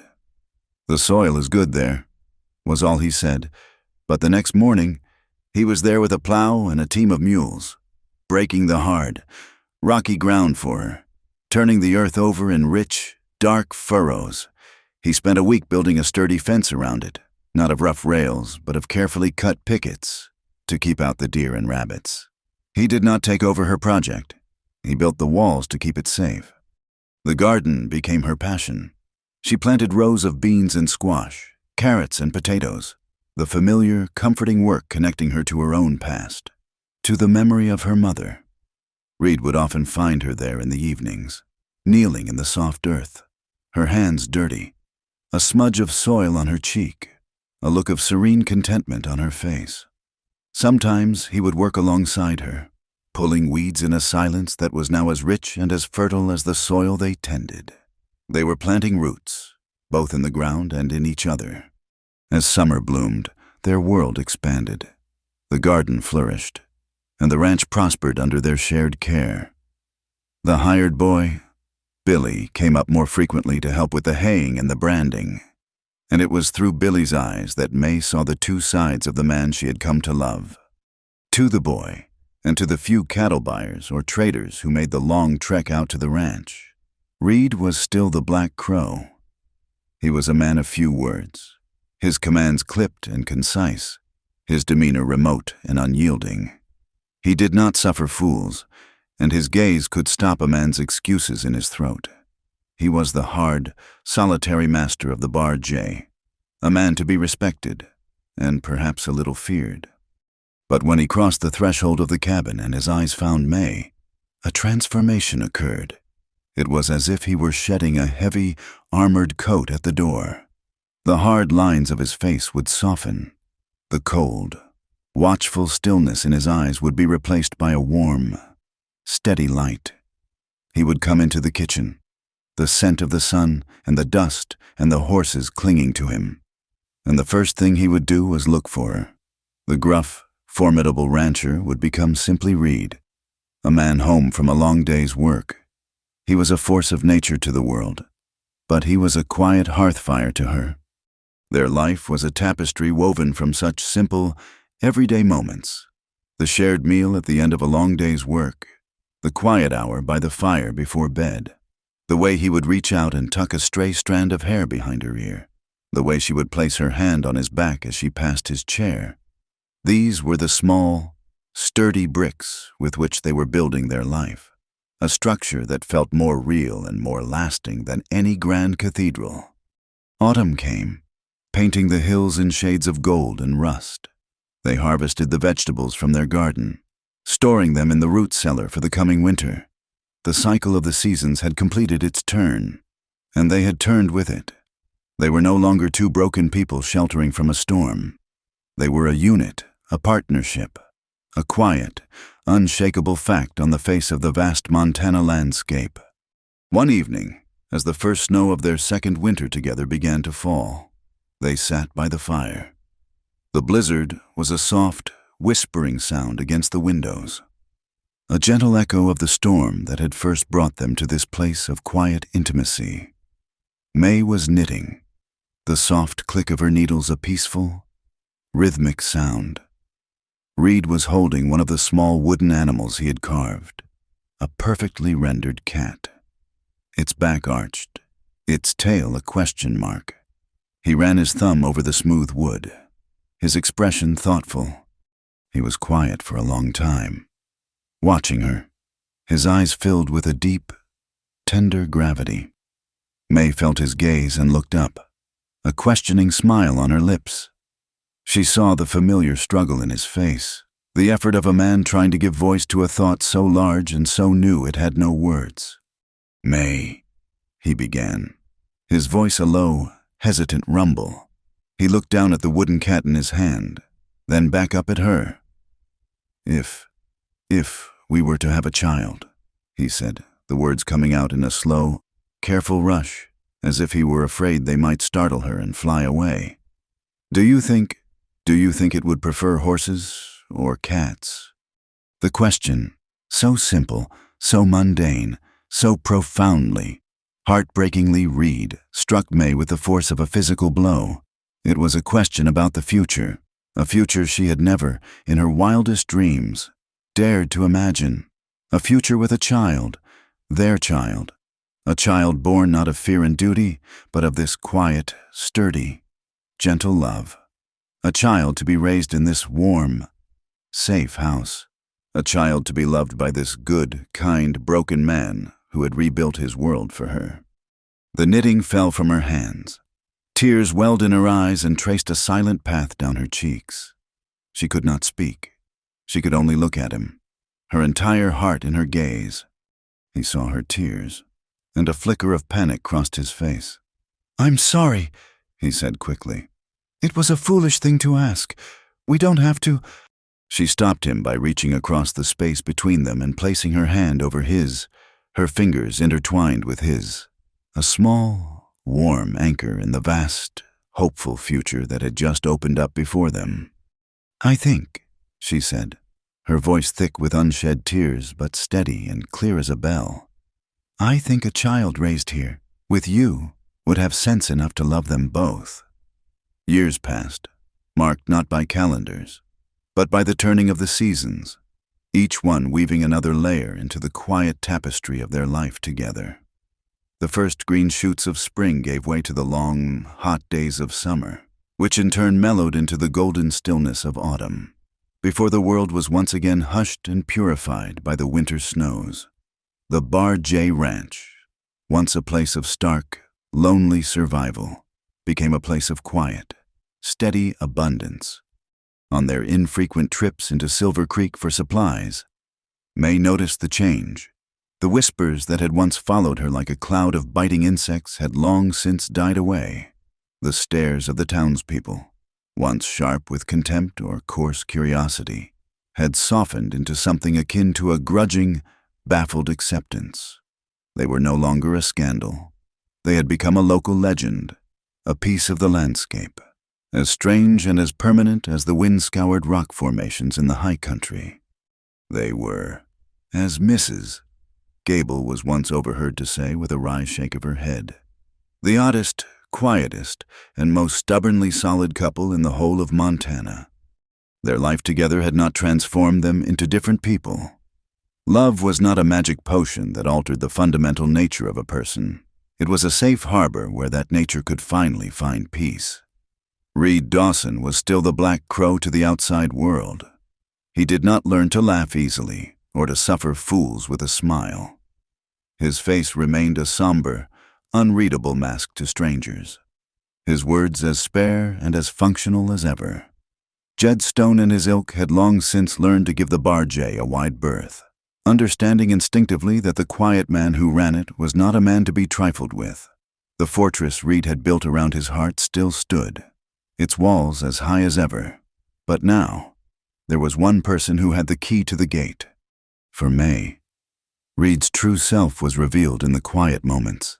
It was in the way his eyes would follow her as she moved about the kitchen, a look of such profound, tender contentment in them that it made her heart ache.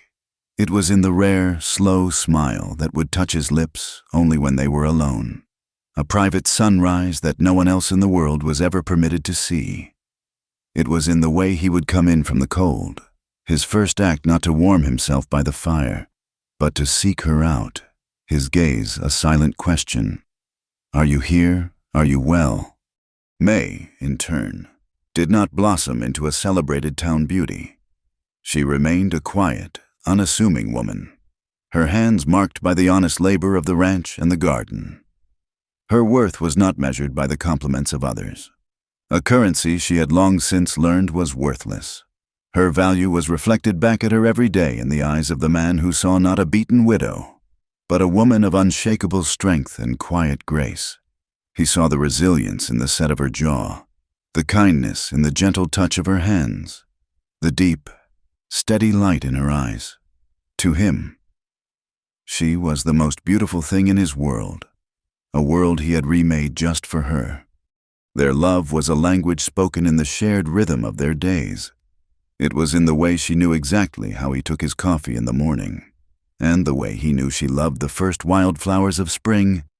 It was in the perfect, synchronized dance of their work during calving season, a flurry of activity that required few spoken words, their movements guided by years of shared experience and a deep, intuitive understanding of each other. It was a love that was not declared, but lived.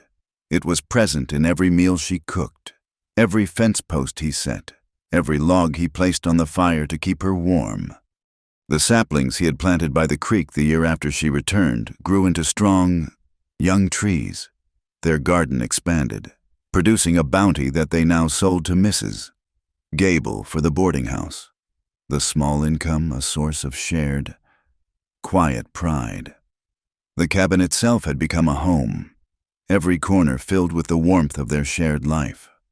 The wooden animals he carved now populated the mantelpiece, a silent, whimsical family. The curtains she had sewn had faded in the sun, and she had replaced them with new ones. Life was a constant, gentle process of building, mending, and tending. They never had a wedding. There was no preacher, no ceremony, no piece of paper from the town to legitimize what they had. Their vows had been spoken in a quiet barn during a thunderstorm, and renewed every morning when they chose, once again, to face the day together. Their union was a fact, as solid and as real as the mountains that watched over their valley. One late summer afternoon, several years after the question of a child had been tentatively raised, May was in the kitchen. The air was warm and heavy with the scent of baking bread. The late afternoon sun streamed through the west-facing window, the one Reed had repaired so long ago, casting long, golden shafts of light through the motes of flour that danced in the air. The cabin was quiet, filled with a deep, settled peace. May pulled a loaf of bread from the oven, its crust a perfect, burnished gold. She placed it on a cooling rack on the new table, the table he had built for them. She looked at it. A simple loaf of bread, a simple wooden table, and a wave of such profound gratitude washed over her that it almost took her breath away. The front door opened, and Reed came in. He had been down in the apple orchard they had planted 3 years prior, and he carried a small basket of the first ripe apples of the season. He was no longer the gaunt, haunted man she had first met.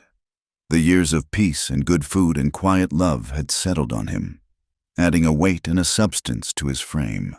The hard, sharp edges of his face had been softened by time, though the intensity in his eyes remained. He set the basket on the table and looked at her, a silent greeting that held everything within it. He took one of the apples, a beautiful, red-streaked fruit, and pulled a small pocket knife from his trousers. He sat down at the table, the sunlight warming his back, and began to peel the apple. He worked with a quiet, focused grace, the knife moving in a sure, steady spiral, the red peel falling away in a single, unbroken ribbon. May stood by the counter, watching him. The scene was so simple, so ordinary, yet it felt like the culmination of everything.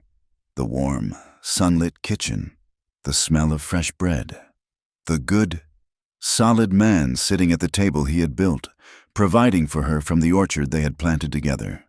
This was not the life she had ever expected. It was 1,000 times better. It was not a life free of hardship or sorrow. The scars they both carried were a testament to that. It was not a perfect life, but it was a life they had chosen, a life they had built with their own 2 hands, a life they had filled with a quiet, enduring love. Reed finished peeling the apple and cut a slice, holding it out to her on the tip of his knife. She walked over and took it from him, their fingers brushing for a brief, warm moment. She bit into the apple. It was crisp and sweet, tasting of sunshine and rich earth. She looked at Reed, at his calm, beloved face, illuminated in the golden light. She thought back to that miserable, desperate day she had been sent here, a cruel joke meant to punish an angry man and a broken woman. A slow smile spread across her face, a genuine, radiant smile that reached her eyes. "You know," she said, her voice soft in the quiet room.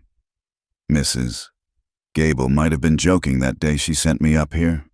She looked around the warm, peaceful kitchen, at the man she loved, and her smile deepened.